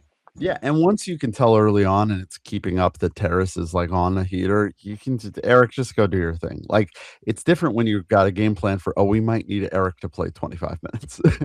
Yeah. Tonight was thankfully not that. And Jaden, you got to. So Jaden, last 3 games, the Creighton lost 27 minutes, 17 minutes Saturday, 17 minutes tonight. The 2 games before that, 14 and 13. So I mean, it's 5 straight double-digit minute games for Jaden. He is seizing the opportunity, and that's what's great to see. And I'm sure Jalen Stewart will, hopefully, when the knee tendonitis thing wears out, he gets his opportunity as well. But it's been really valuable to see Malachi and Jaden and Eric. And it's not like bench production. You just look at bench points is how we normally measure that, right? But it's more than that. You got to be able to put those guys in and have the game not go to shit. In the game, the first St. John's game, UConn was leading when Dan does the line change 5 minutes in, and we all get mad. It's why'd you do a line change? Well, also, everybody he brought in stunk. I don't think that was the plan. You've got to be able to. Now we're at a point where I'm confident when these guys go in that they're not going to completely shit the bed here, because they've all played really well for the most part in these, really in the last 2 games. So that's what they need, top balls, for bench production. It's not, we need 25 points off the bench. I need to be able to give Alex or Terrace or Silas a fucking breather and have the game not go to shit for 10 minutes. And what was great tonight is Saturday, the bench crew stretched the thing out to start the second half. And tonight, they've just kept it going, what the starters were doing. Yeah. I mean, hopefully we keep seeing that kind of production from the bench. Penfield, you got anything else for us? Yeah, just last thing. Again, we got the Alex Carabanner on Saturday. So I hope to see people, and we got a couple surprises up our sleeves. Friend of the Husky Ticket Project, 2 or 3 cards, has been gracious to donate a couple things, and so there'll be some fun stuff. So hopefully to see a lot of people on Saturday. Which one of the fun things involves me getting hit with a hammer by Alex Caravan? That is possibly during the senior ceremony. Still working on that. Okay, I thought that was more of a post-game thing. Okay, that's right at half court before the game starts. Ball peen just hammer. A dart gun. Just you running around the court. Alex got a big old tranquilizer gun. Blow dart. Pop. Just like Will Ferrell. Hi, guys. Hi. Thank you, Penfield, for that and all the Pauly from Queens content. Appreciate it. I can't. Hot Balls is it. Got one left with Alex. That's it. It's only one. We get to watch Dan just cry Saturday. So much. One more to go. Not on this show, though. We got 2 more to go. Cash Fraud, you're up next. We're going to go to Jake after that, and he'll bring us home. But Cash Fraud, what do you got for us tonight? The UConn Huskies have given me life. Did you enjoy watching the game tonight? Yes. I think that hot take, I think they should beat everybody by 32 points or more. Okay. If they want. That's fair. Writing that down. Thank you. Yeah, jot that down in your notes. Yeah, I mean, I think Jalen Stewart might just be a genius. He just wanted the best seats in the house to the greatest beatdown of the Red Storm since 1776. Yeah, I gotta know what sort of quips he's getting tomorrow in practice. The poor guy would love to be a part of it. I mean, you know how superstitious Dan is. I'm worried for Jalen now. No, I don't think he would do that. Yeah, no, it's gonna be, and he's got a huge role to play, and he played. He was great. It sucked so much because he was so good on Saturday. Yeah, You were worried because it was St. John's and the physical matchup, but man, Jalen had played out of his mind Saturday, and so it just stinks. And I'm really excited to hopefully get him back Saturday and see him build off of that Nova game. I thought like some of the biggest takeaways, like from the last game and then tonight, was they look like more of a team. Like they're just playing for each other. Look like they trust each other more, and I think that's part of why it's all looks like it's coming together now. And then also just the activity tonight was off the charts. Like the tap outs from Caravan and Ross. Yeah. And like you have guys like Silas and Jaden when he's not the one tapping it out, and Malachi, like quick guys who are tough and willing to go to those hard areas and go and dig those out when you do make those tap outs. And Alex was great on the tap outs. But yeah, just the activity overall on the defensive end and for loose balls was amazing. And I don't know if it was like just being really up for a big game, or if like maybe the switching like actually helps keeps guys engaged on defense a little bit because of just having more activity and just the amount of they just looked less flat-footed at times tonight defensively, and I don't know, it just looked great. Yeah, I wonder. I mean, part of that is if they're going to switch everything defensively, like you got to be engaged, and it lends itself to what you said about them being a team and trusting one another, because that's a lot of trust you have to be able to do that. Yeah, to trust that we're going to do this switch, and it's not going to end up with freaking Dylan Darling wide open in the corner, right? There weren't like wide open shots for St. John's tonight. They never switched. Tonight they switched everything, and defense.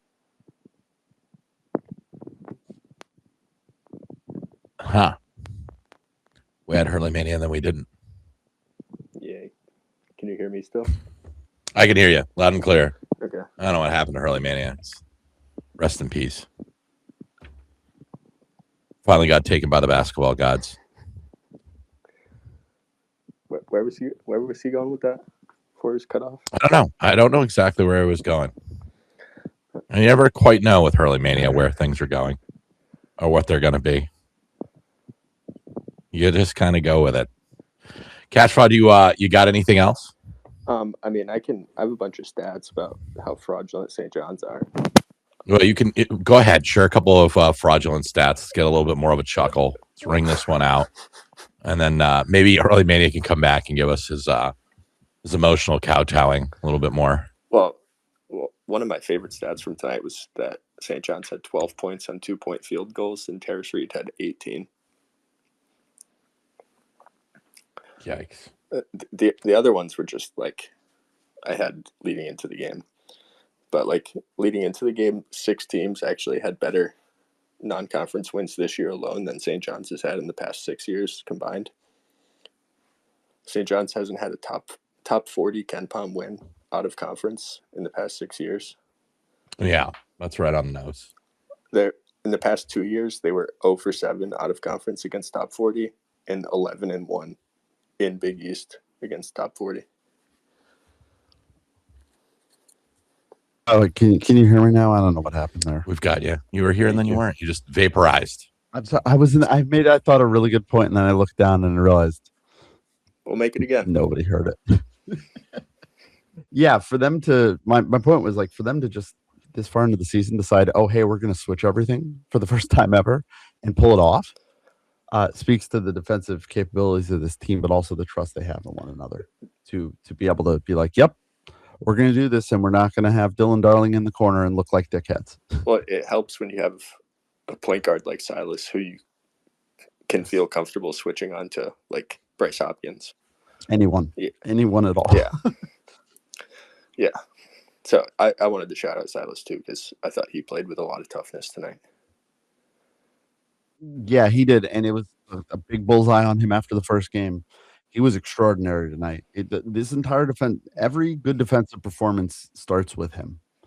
Like the ones that go from great to being extraordinary are when Terrace gets involved, but Silas sets the whole thing. Mm-hmm.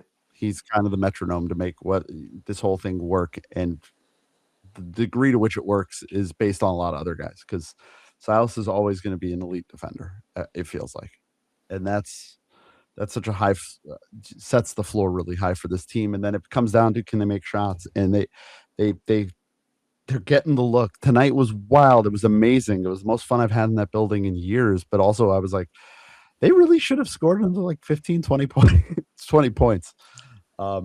Which is nuts. It's crazy to feel like you have room for improvement when you win 72-40 against Rick Pitino. But here we are. And they didn't even really need it, because they just got so many good looks at the rim.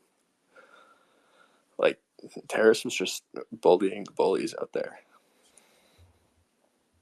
Yeah, I'm trying to figure out when UConn first, like, when did UConn eclipse the 40 points that St. John's had? That'd be like just after the half, right? I would think so. But it would have been. So yeah, UConn had 41 points at the half. So there you go. Okay. I couldn't remember if it was there you go. I've made this way more difficult than it was. So yeah, UConn beat St. John's in one half basically tonight. And they damn near did shut them out in the second half. So just extraordinary defense, and to see the team just rein it in after how bad last Wednesday went. And now let's hope we can get this offense going too. And you could tell, well, I don't know, I could tell like right from the jump that like their defense was going to be great tonight, even when it was like 9-11. You could tell, because like all of those points just came from like simple, like stupid breakdowns and like things that they were obviously going to clean up. And they did, and completely shut the water off from there. Yeah, it was the stuff that didn't go well in the Creighton game was so jumped out at you on video and on replay that it was almost easy to correct a lot of it. And then the offensive side was just weirdness, but defensively was what made that thing. Like they had a soft night defensively. Tonight, the biggest test of the year, they were just swinging hammers all night. I'm just really, really proud of them to just get St. John's that far from the rim, where they couldn't get to the front of the rim. And that's where because even the offensive rebounds all come from those shots at the rim. And so if you take away those, then you take away their offensive rebounding for the most part too. Yeah, that was what made the rebounding edge amazing to me, is because St. John's made sure there were a lot of rebounds to be had, because holy shit. Yeah. 11-56. I had one more point. Nope, I lost it. That's fine. You if you find any points, call Rick Pitino, because he's looking for some right now. He hasn't been able to find any in about 17 and a half minutes. So yeah, not many points left. No. Oh, I just that I thought tonight's game was important for them to win this one, and especially in the way that they did, just because now like the stage is set for this team. Like in the past, like what week and a half, like now they know that they can lose to any team left remaining on the schedule, and they can dominate any team left remaining on the schedule, and it's going to be their choice. So now they know. They have no doubts. Yeah, no, absolutely. It was huge for them tonight to just, with St. John's winning the last three, to show that they could compete with them and win. But then the way they did it is what makes you go, wow. Like that makes you stop. That's not just like the first game was a 2-point game with 3 minutes to go. And then St. John's needed the game more, and they were tougher than UConn, and they won it. But like that was a close game.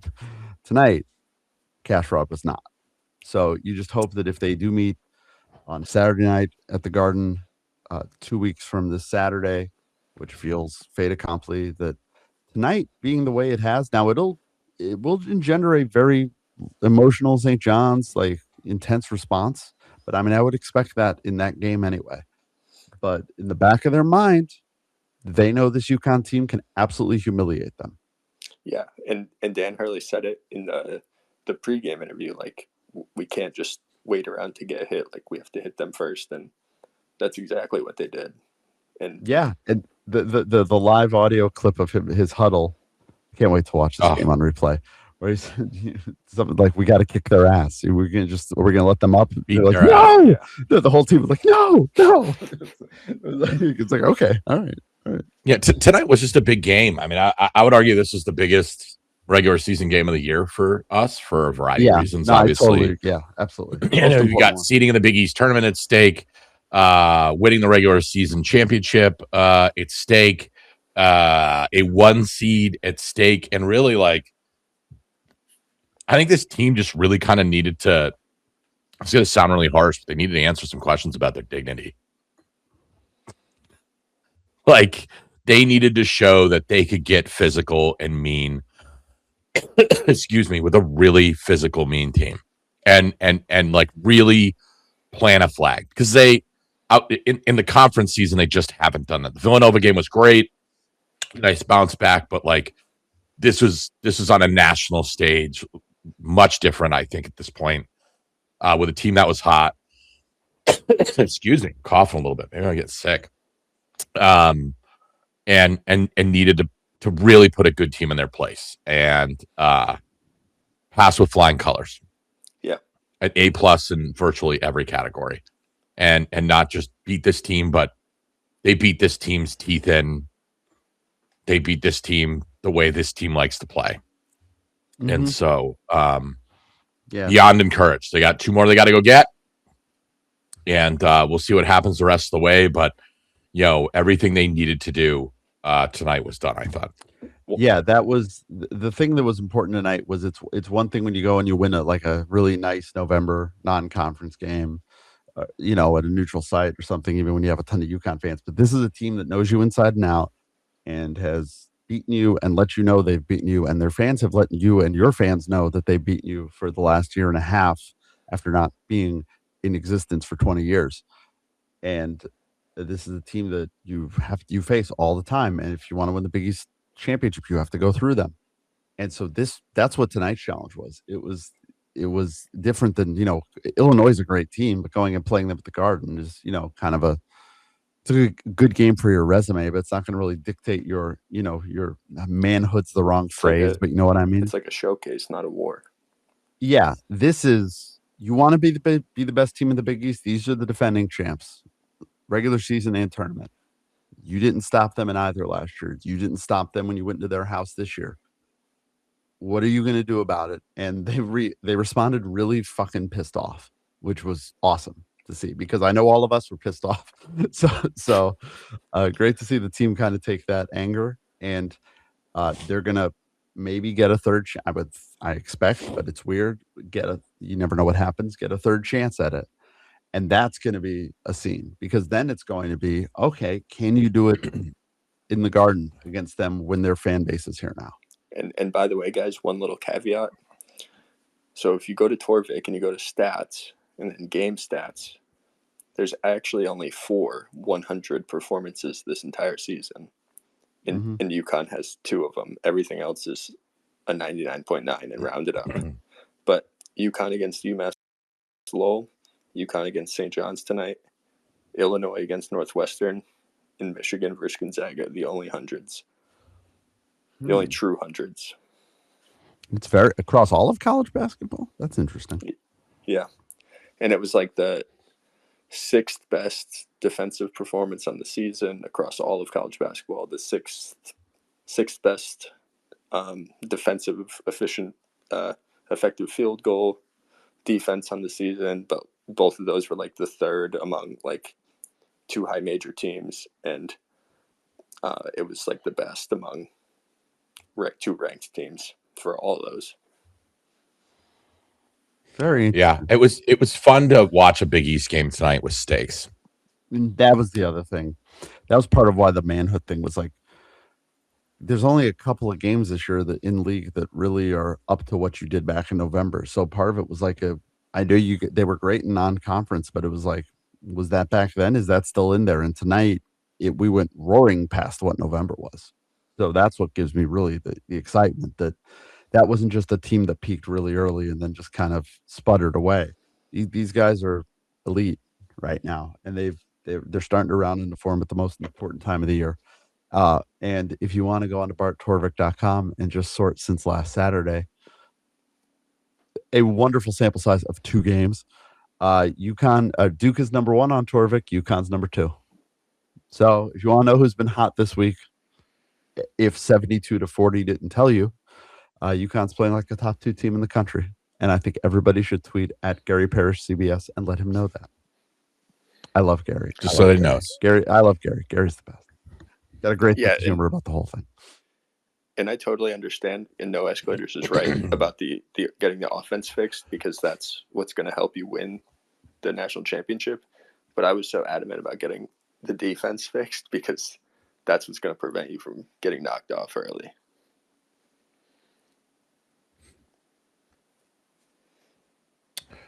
Faux show. Yes, absolutely. Cash fraud, thank you. That was our whole concern we talked about before last week was like, I'm not worried about them against Texas Tech or Iowa State. I'm worried about them against Missouri. Now I'm not as worried about them in the 8-9 second game, right? I mean, that could be tricky, obviously, especially with a team like they can keep this year. We hadn't seen fifth gear from this team all year. I mean, they've just kind of like been cruising through it. In third gear, we'd occasionally see 4 against good competition. Most of the time, just chilling in second in conference. And tonight, we finally saw what 5 really looks like. So I'm optimistic. This team, look, at the end of the day, it's just what it is, right? If this team plays at its best, they're one of the best teams in the country. One of the top 3 teams, probably. They do not play at their best. We've seen that too. Yeah. So seems like we turned the corner. Cash fraud, thank you very much. Just want to keep it moving along. Hot balls is starting to run out of gas here. It's fine. All right, we're going to go to Ryan Marcone next. Ryan, what do you got for us, brother? Hey, guys. Glad to be with you for the first time this season. Thanks for everything you do again. Thank you. You're welcome. All right, thanks. Great game tonight. I'm just tuning in basically in the last call. I've been kind of tuned up all night, whatever. But great win for the guys. Man, does that feel good, because have I grown to hate St. John's and what all those Johnny-come-lately people think that they are. I just wanted to point out one little funny thing that I saw in the second half of the game, where it was they cut in. It was early in the second half, and Rick was talking to all the team in the huddle or whatever, and he's chewing out. I didn't really know who it was, everything, but you gotta jump that screen. This is a fight. We're in a fight.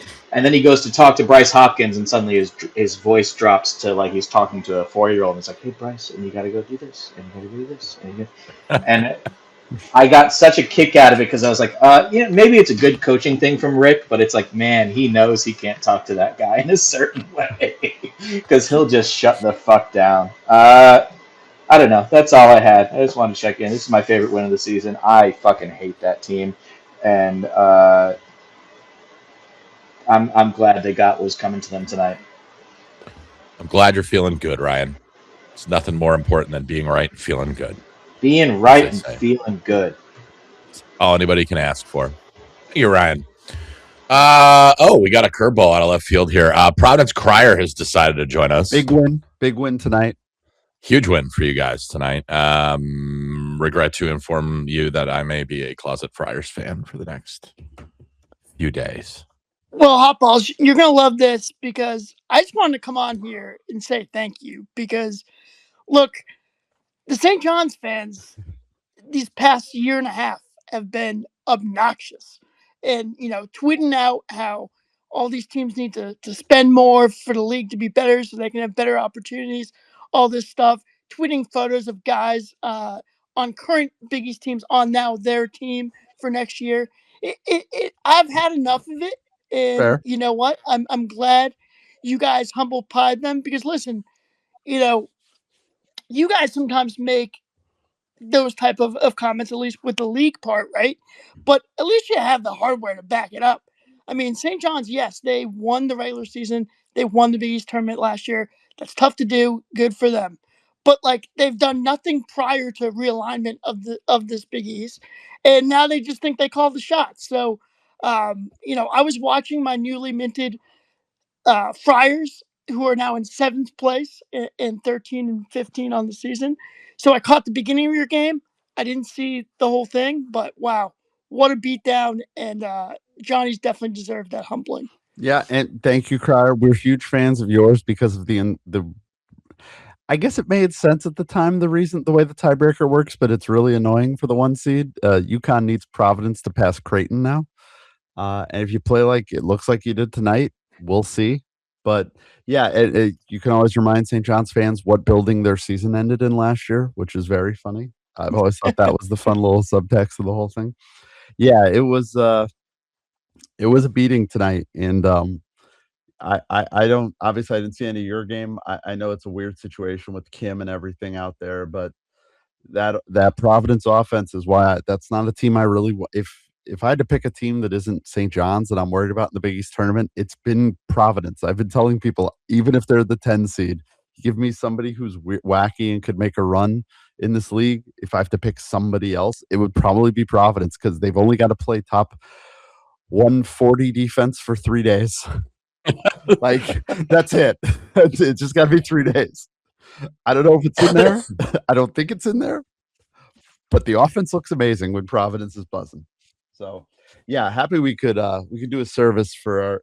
By the way, Crier, I hope you're dug out, just in general, snow wise, because I know that. I'm good. I'm actually in Central Mass, Oh, so and wasn't as bad for me. But thank you. Oh, you could stop by Hotball's place. This is wonderful. Yeah, every picture I saw out of Rhode Island the last 2 days, holy shit, that's so much snow. It was wild. I'm amazed. In a way, I'm amazed they played tonight. And I think good for that. That I know it's not our favorite fan base, but those folks have had a pretty trying couple of days, and they got something pretty nice tonight. Not as nice as what we got, but I think what we got maybe helped lift the spirits of the Providence fans as much as what Kim did. Hey, look, if you can't win, just always go out of your way to enjoy the suffering of others. Sometimes it's better than winning, if we're being honest. Thank you. It's a way to think about things. Thank you, Crier. I know you've been on Sage's a lot of the coaching search spaces. Appreciate your input there too. Yeah. All right. Have a good night, guys. Take care, man. Thank you. Jacques Fener, take us home. Jacques. Bonjour. Buongiorno. Buongiorno. Grazie. Every other word that Brad Pitt and Inglourious Basterds said in Italian.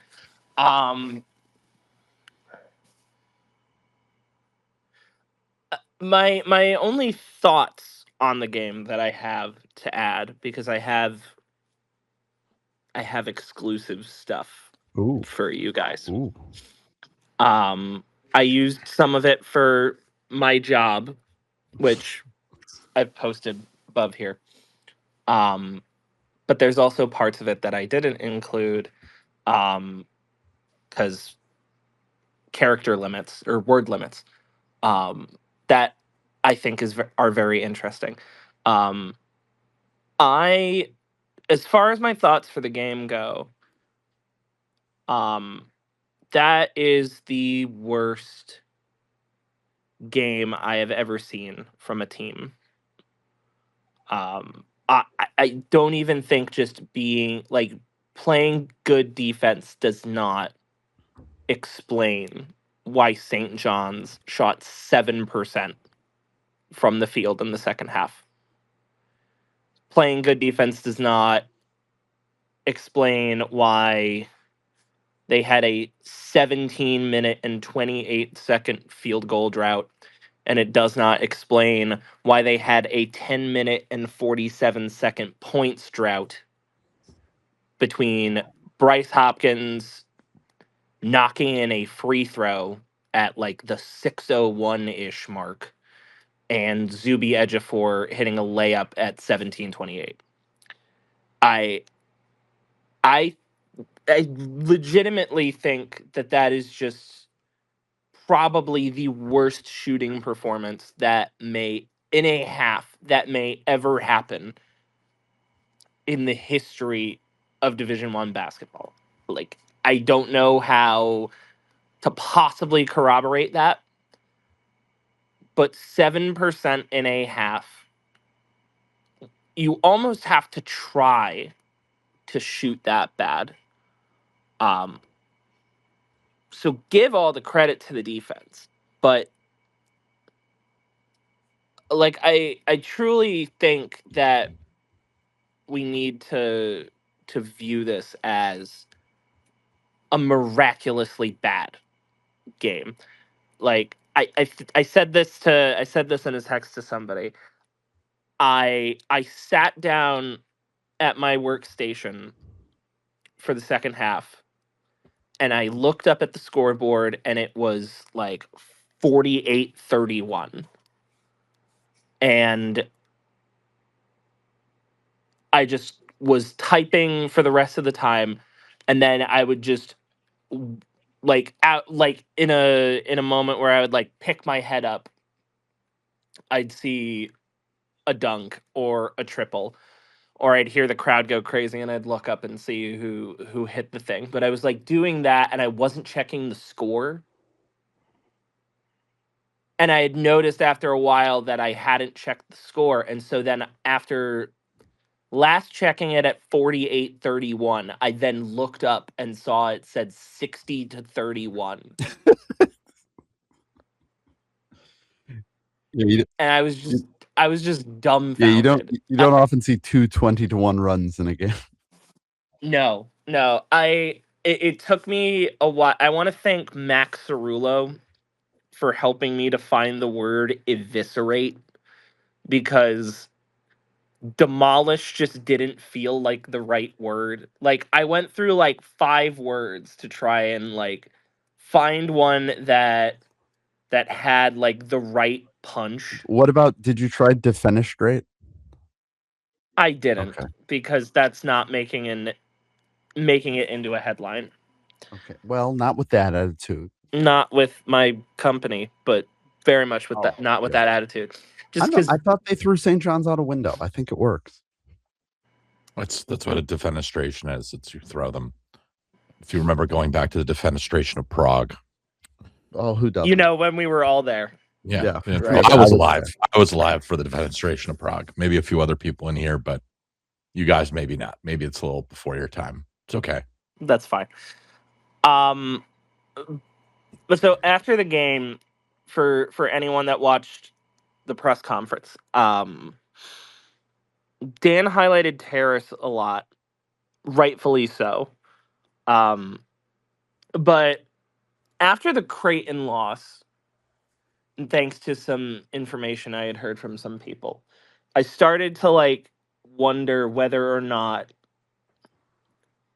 the issues with this team were less of a question of ability and more of a question of mentality, because teams don't fall off this hard because talent falls off, right? Like, we've seen bits and pieces of things working right throughout Big East games before the Villanova game, and certainly before this game.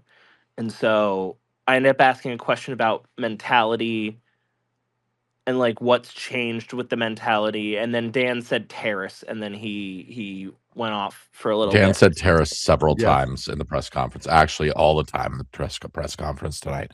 He said Terrace probably more times than Terrace appears in Terrace's name. Yes. Appears in his own scouting report. That's correct. It's the Terrace Reed press conference today. We learned all about him. Yeah, but it wasn't exactly the answer that I was going for, or the answer that I wanted, because it wasn't exactly in the vein of what I was aiming for. And so after he wrapped up his presser, I then got a couple of minutes with him in a scrum, and I ended up asking,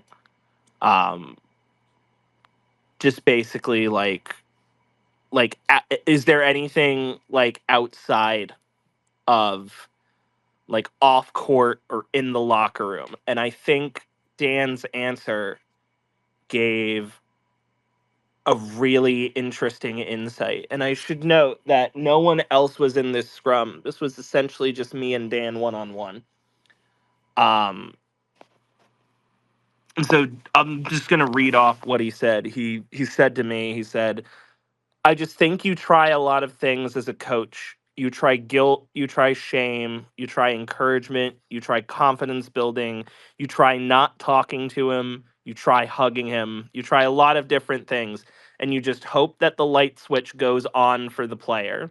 And maybe for him, his career is winding down, he's got a lot on the line, it's finally starting to resonate. He's one of the most talented players in all of college basketball that hasn't quite found the identity, the consistency, the focus. If he finds it, it's the first time he's been able to put together 2 games like this. So hopefully the pain of the struggles causes the change. And so then I ended up asking him like further, I'm like, have you tried that change in approach to motivate players with others other than just Harris? And so this is a point that I didn't include in my article that Dan told me that I will read out here exclusively on Connecticut Basketball Spaces. Let me just see a good point to start. Oh, this is actually a very good point to start. He said, if he plays to his identity, then again, and then he pauses and then he says, it's like why I didn't start him last year. He was obviously more talented than Sampson as a center, but we couldn't get him to play into his identity. And I think that doesn't really happen. If it takes him until the end of February of year 2 to finally realize this is the winning approach.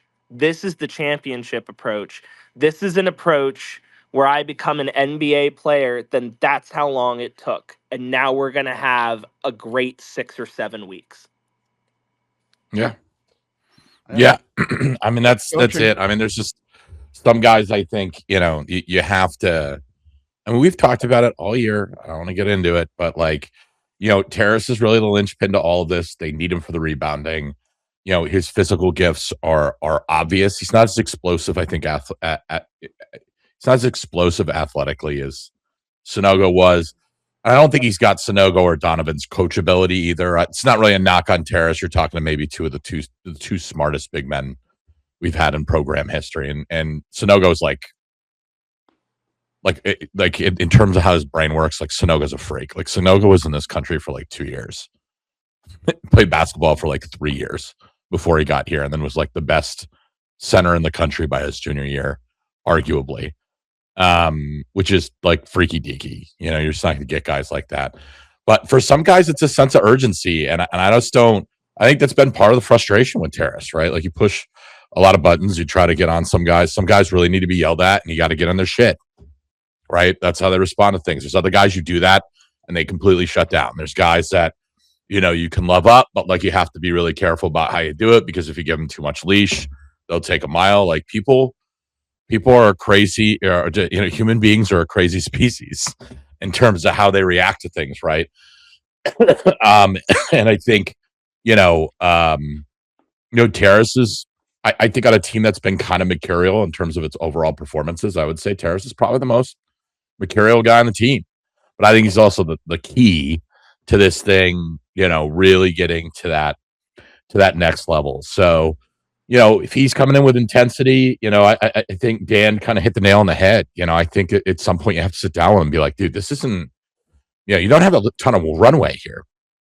If you're trying to get yourself into the NBA, and you're just kind of like checking in and out mentally, defensively, particularly, every single game, you go and you get yours for a couple of minutes. The stat line looks good. Like you can't sit there and think that the scout's not seeing that. Like they're not just looking at a stat sheet and watching him make a couple plays and be like, okay, cool, we're just going to draft that. They see these things, and some guys, I think, when you're dealing with young players, there is just this sort of underlying sense that I'm going to be here forever. I got some more time to figure some things out, and I'll get there. And I think Terrace was a guy that was very much sort of settled into this idea that, yeah, I'm going to be a college basketball player for probably 4 years. I'm not a one and done guy. And then you look up and you're like, holy smokes, dude, he's got 2 regular season games left. Got a couple postseason games, hopefully many more, but who knows, right? So, to be in your 4th year as a senior and to kind of have these in and out performances in January and February, when you're looking at forget weeks, we're talking days left for you to go out there and make that kind of an impression. Mentally, it's time to lock in. And so, sometimes maybe it's that. It's kind of just presenting what they're actually up against. Dude, there's a pin pulled on a grenade here. It is going to go off. Your college basketball career is going to be over. This is an inevitability. And you keep doing this and you keep playing like this, there's fewer games than you realize. He plays like this. They went out and they got a little boat race by Creighton. I don't think that's going to happen again. Obviously, they missed a lot of shots. It was probably more of a fluky loss than anything. But I'm glad that loss right now, at least in hindsight, is on the record, because that gives you kind of that sense of urgency. They play a Creighton type team in the semifinal and you go to sleep and everybody has a bad shooting night and you are just being a hack and not on the ball defensively. Now you're done and now you're in a more difficult position in the tournament. You're looking at 2 or 3 games. And so dude, you got 4, maybe 5 games left. Second round of the tournament's going to be March 20th. That's less than a month from now, dude. We're talking 30 days. So what's it going to be? Are you going to get up and show us the player that you can be, or are we just going to sit in the desk in the film room and look at the same shit and talk about the same shit week after week after week that's keeping you from being you? You have this much of a runway. Who cares what you've done up to now? What are you going to do in the next 4 weeks? And that's what I read from just Dan's comments with you. I think obviously kind of cement that, but I mean that's what I picked up from reading through the tea leaves with his post game comments in the press conference. There just has to be a certain inevitability and reality that has to sometimes just you got to drop it like a piano on a player's head for them to be able to see that. And some guys move with urgency and others, but look, if Terrace can get here in these last couple of weeks and be that guy, if it took until February 21st to get that version of Terrace Reed, and we're heading into March Madness and the NCAA tournament with a 3-loss basketball team and a 1 seed, I feel pretty good about that. And maybe that experiment was worth it. We talk about it all the time with this team. It's when are you, how do you sort of balance between accepting what reality is and chasing the dream with what your vision of the ideal lineup and what these guys can be together, and that's a tricky thing. And, a week and a half ago, I think we probably all would have been sitting here going, I don't know, man. I think we're getting a little too far out over our skis chasing the dream. I don't think any of us feel that way after tonight. No. And let's book Indianapolis right now. Yeah, and that's why this guy gets paid $8 million to do this, and we're just a bunch of boobs on, an internet show. But I think that's a reality, and you can tell Dan talking about it after game. I think there's some other guys on the team probably fit that bill too. But Terrace is the most important. They can't do squat in the tournament without Terrace. They really can't. It's just it's inevitable if he's not making that max effort. And to see how he's performed against top centers when he's been on, and then to see him perform against guys that are mediocre and what the fuck, man. I mean, he was so dominating in that first half against BYU, against Keita, who, by the way, is a fucking stud. Mm-hmm. You know what I mean? it's just, I don't know, frustrating. But we'll see. I hope he can keep it going, because this is the best we've seen him. There's no reason to think they can't keep it going. I'm going to try to be glasses half full the rest of the way here. But interesting comments from Dan nonetheless, because we've spent so much time talking about this topic. I was kind of relieved and sort of excited to hear what Dan's real thoughts on all that were this year. I was pleasantly surprised, not shocked necessarily, but pleasantly surprised to hear that like Dan is that kind of a person that's able to change that tack on his approach to coaching. And I think that's something that people from outside the program, that people that don't really get to see the program like internally, see out of him as like this kind of one-dimensional kind of coach. And I didn't necessarily ever really believe that to be the case beforehand, but I think it was refreshing to hear, for me at least, as a writer, as well as somebody who cares about this team specifically, from birth, is just to hear that kind of honesty in admitting that it's a tough balance, and sometimes you don't get it right, and sometimes it takes a lot longer in order to get there. So to hear somebody like Dan say, we've tried all these different things and we finally arrived at the one that works, is a really promising way of approaching that kind of particular predicament. And if Terrace goes forward from this moment playing exactly like this, then sky's the limit. At the exact same time, right? Like, St. John's is never going to shoot 7% from the floor ever again. If they do, then and this will be a good transition to Hurley Mania's thoughts on this. If they do, then Mike Rapole might have to invest a lot more heart and energy into the Kentucky Derby, which I need to ask Hurley Mania if he's heard much about Mike Rapole's entry into the Derby this year, because from what I've heard, the horse is from Schenectady. I'm gonna hang up and listen. Another clown. Thank you, Jake. Yeah, another clown. No, well, this is tough for Mike, because now he gets to focus on the thing he really cares about, which is spring professional football. So we'll see if he can maintain his focus. Well, I mean, like Rick, Chris Licata said it tonight. Don't feel bad for Rick. His favorite team won last night in South Carolina. It's true. He did a 1:11 post-game press conference tonight, and he still managed to mention being the coach of Kentucky.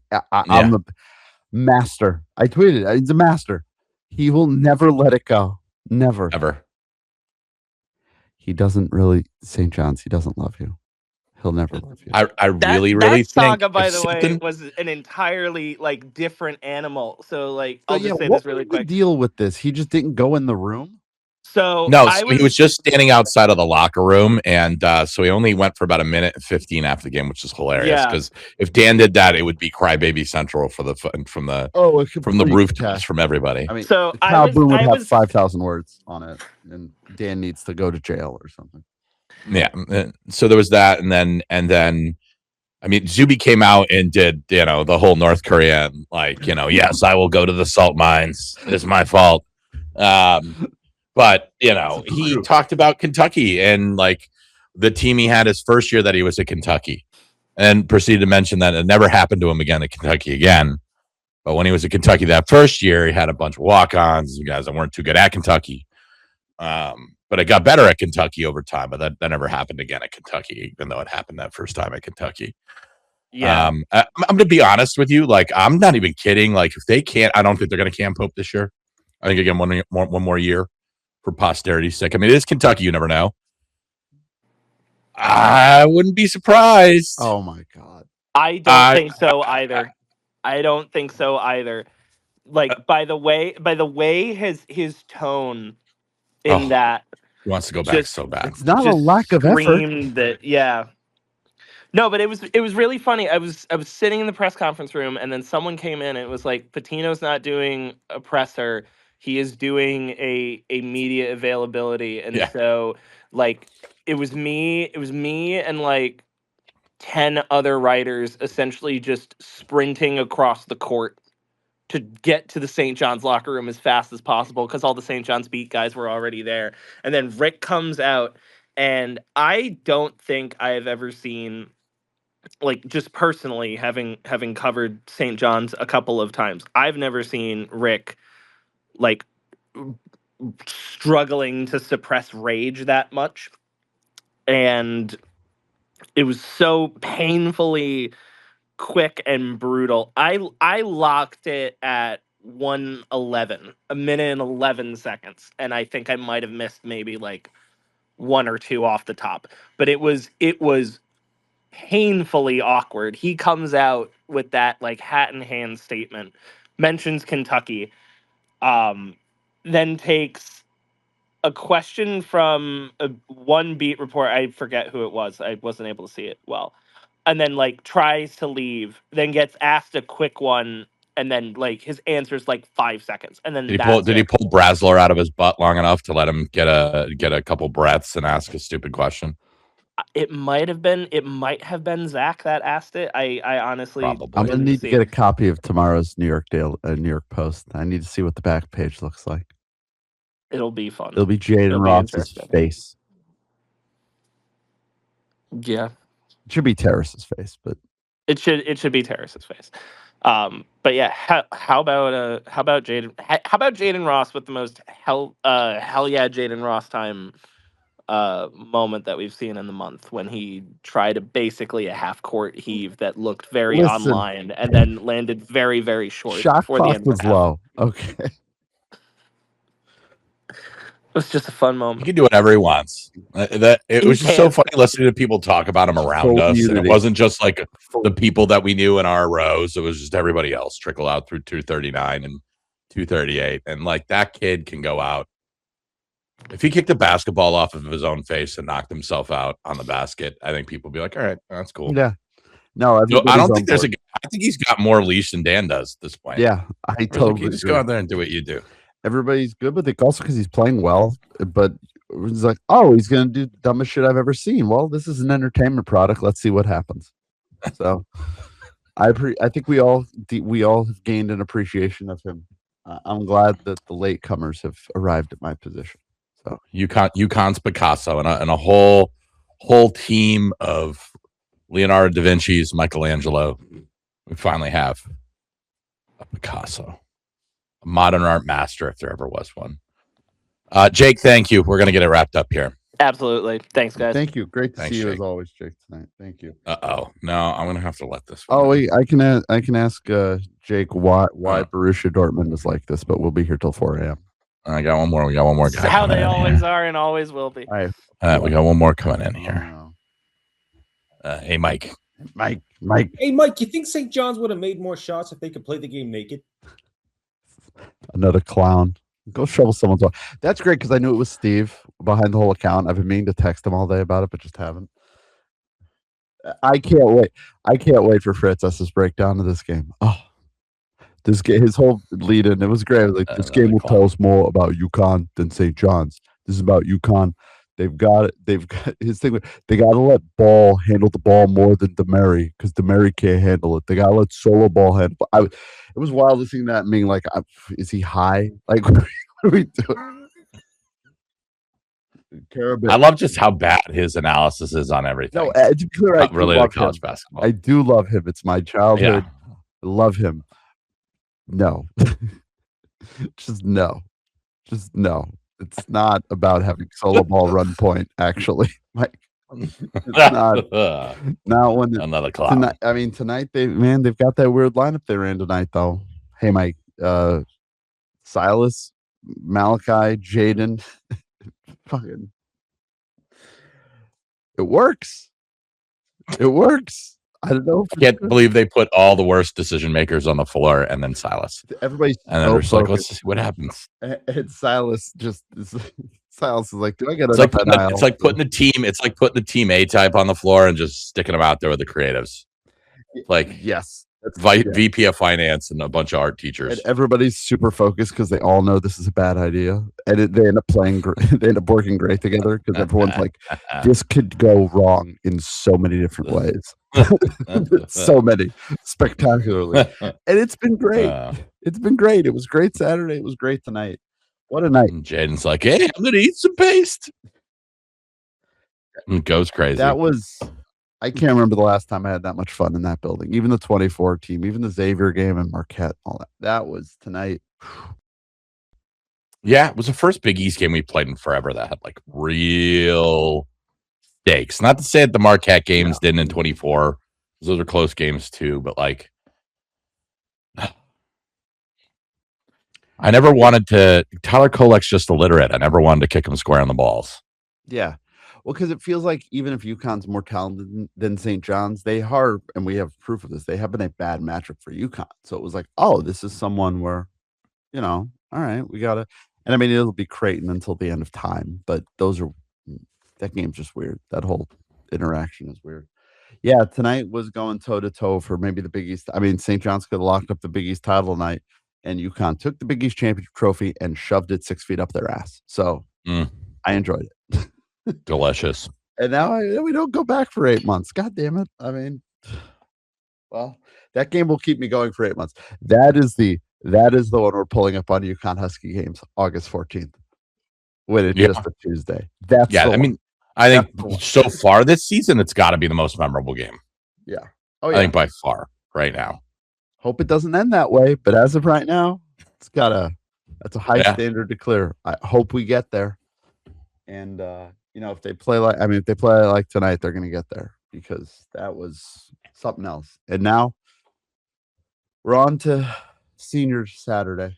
Unfortunately, a 26-3. Finally, well, that's a Freudian slip coming from you. I know it sounded like a Freudian slip coming from you.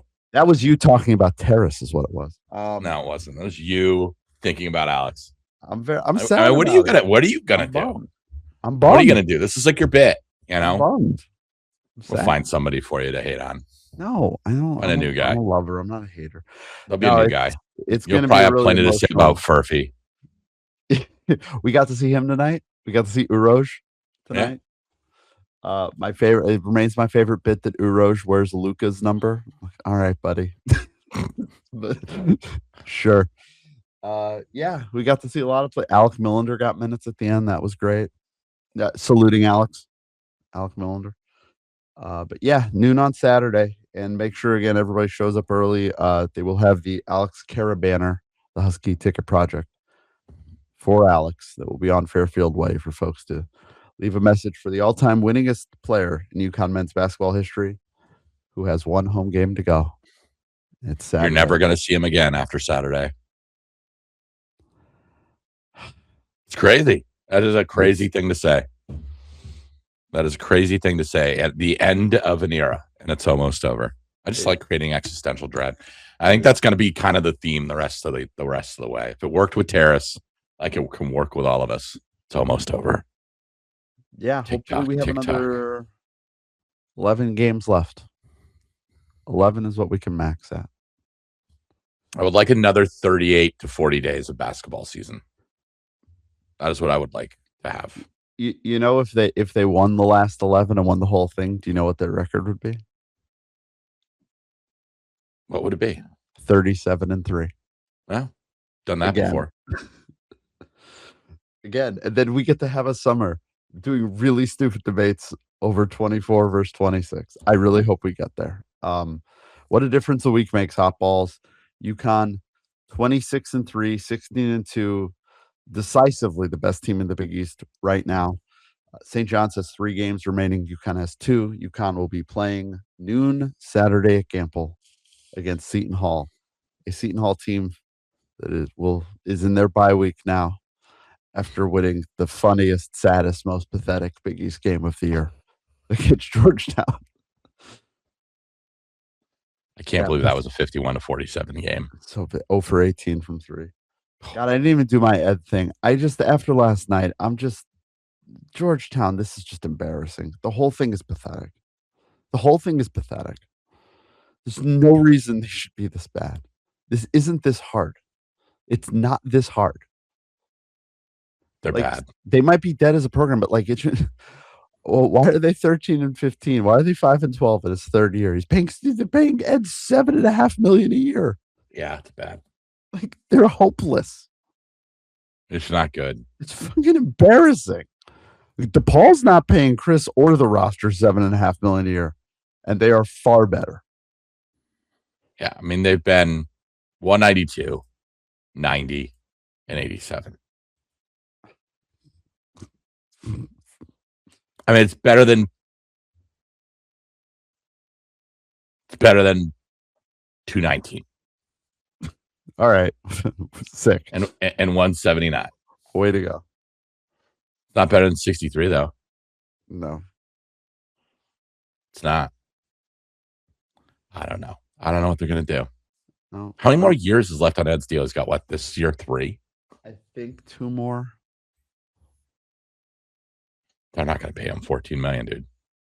No, he's gonna coach all 5. So not our problem. Our problem is the Seton Hall Pirates on senior day for the 3rd year in a row. It's gonna be the senior day game until the end of time. I will be there. I will be emotional. Dan Hurley will be extremely emotional, which will be very funny. And then they got to put the emotion away, and they gotta beat Seton Hall. Tonight was great, but they've got to win the last 2. They got to win Saturday, and then they got a week off, and they got to go fly out to Milwaukee against an improved Marquette team. Yeah, they still stink, but they have life. They've shown a lot of spunk, and they've got in Nigel James. They've got.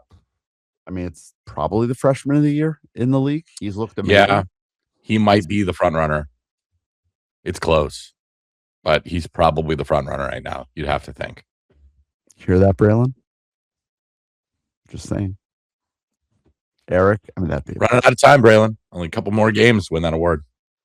Yeah. So we'll be with you all on Saturday at some point at night, inevitably, to recap the final home game of Alex Caravan and Terrace Reed's careers, which is. Can't believe we're already at the last home game of the year. That's crazy. It always sneaks up on you. And Malachi Smith. Shout out to Malachi and Dwayne and Alec. They should start all the seniors. It should be. We should go with the Malachi Smith, Alec Millender backcourt. We'll put Dwayne at the 3, Alex at the 4, Terrace at the 5. I want to Dwayne at the 1 just for a minute. And then Dan will call timeout 6 seconds into the game. Just want Dan. I just want Dwayne Karoma at the 1. I just want to see what it looks like with those hands. Both free throws tonight. Please respect Dwayne Karoma. He did not have to dribble. Thank God. But great night in Hartford. Awesome for everybody. That was cathartic and enjoyable. And I'm going to sleep for about 3 hours, but I'm going to wake up with a shit-eating grin on my face. And then while I'm working at my desk tomorrow, I'm going to pop up the replay on Peacock. I'll be the happiest man on earth. Just my watch phone going over and over and over again. I'm going to get 500 work emails. I'm going to have this ding, ding, a smile on my face. I'm going to answer that. But first, I want to watch Terrace Reed dunk on Zuby one more time. Oh. That was awesome. That was great. I had a lot of fun. And we'll continue to have more fun, guys. On Saturday, we'll be back in the evening to recap all the shenanigans from senior night. Alex Caravan's last home game. This is it. Final. That's it. Done. It's over. We'll get an injunction. We'll be fine. You never know. Those are in vogue these days. But we'll be there to recap everything with you guys after the game as the UConn Huskies continue their march through Big East Conference play, taking on the Seton Hall Pirates on Saturday at noon in Campbell. We'll see you there, folks. But until then, until Saturday evening after the game, folks, one more time. Well, Alex Caravan is still Got one more home game left on the schedule. Keep in touch with yourselves, everybody. Good night.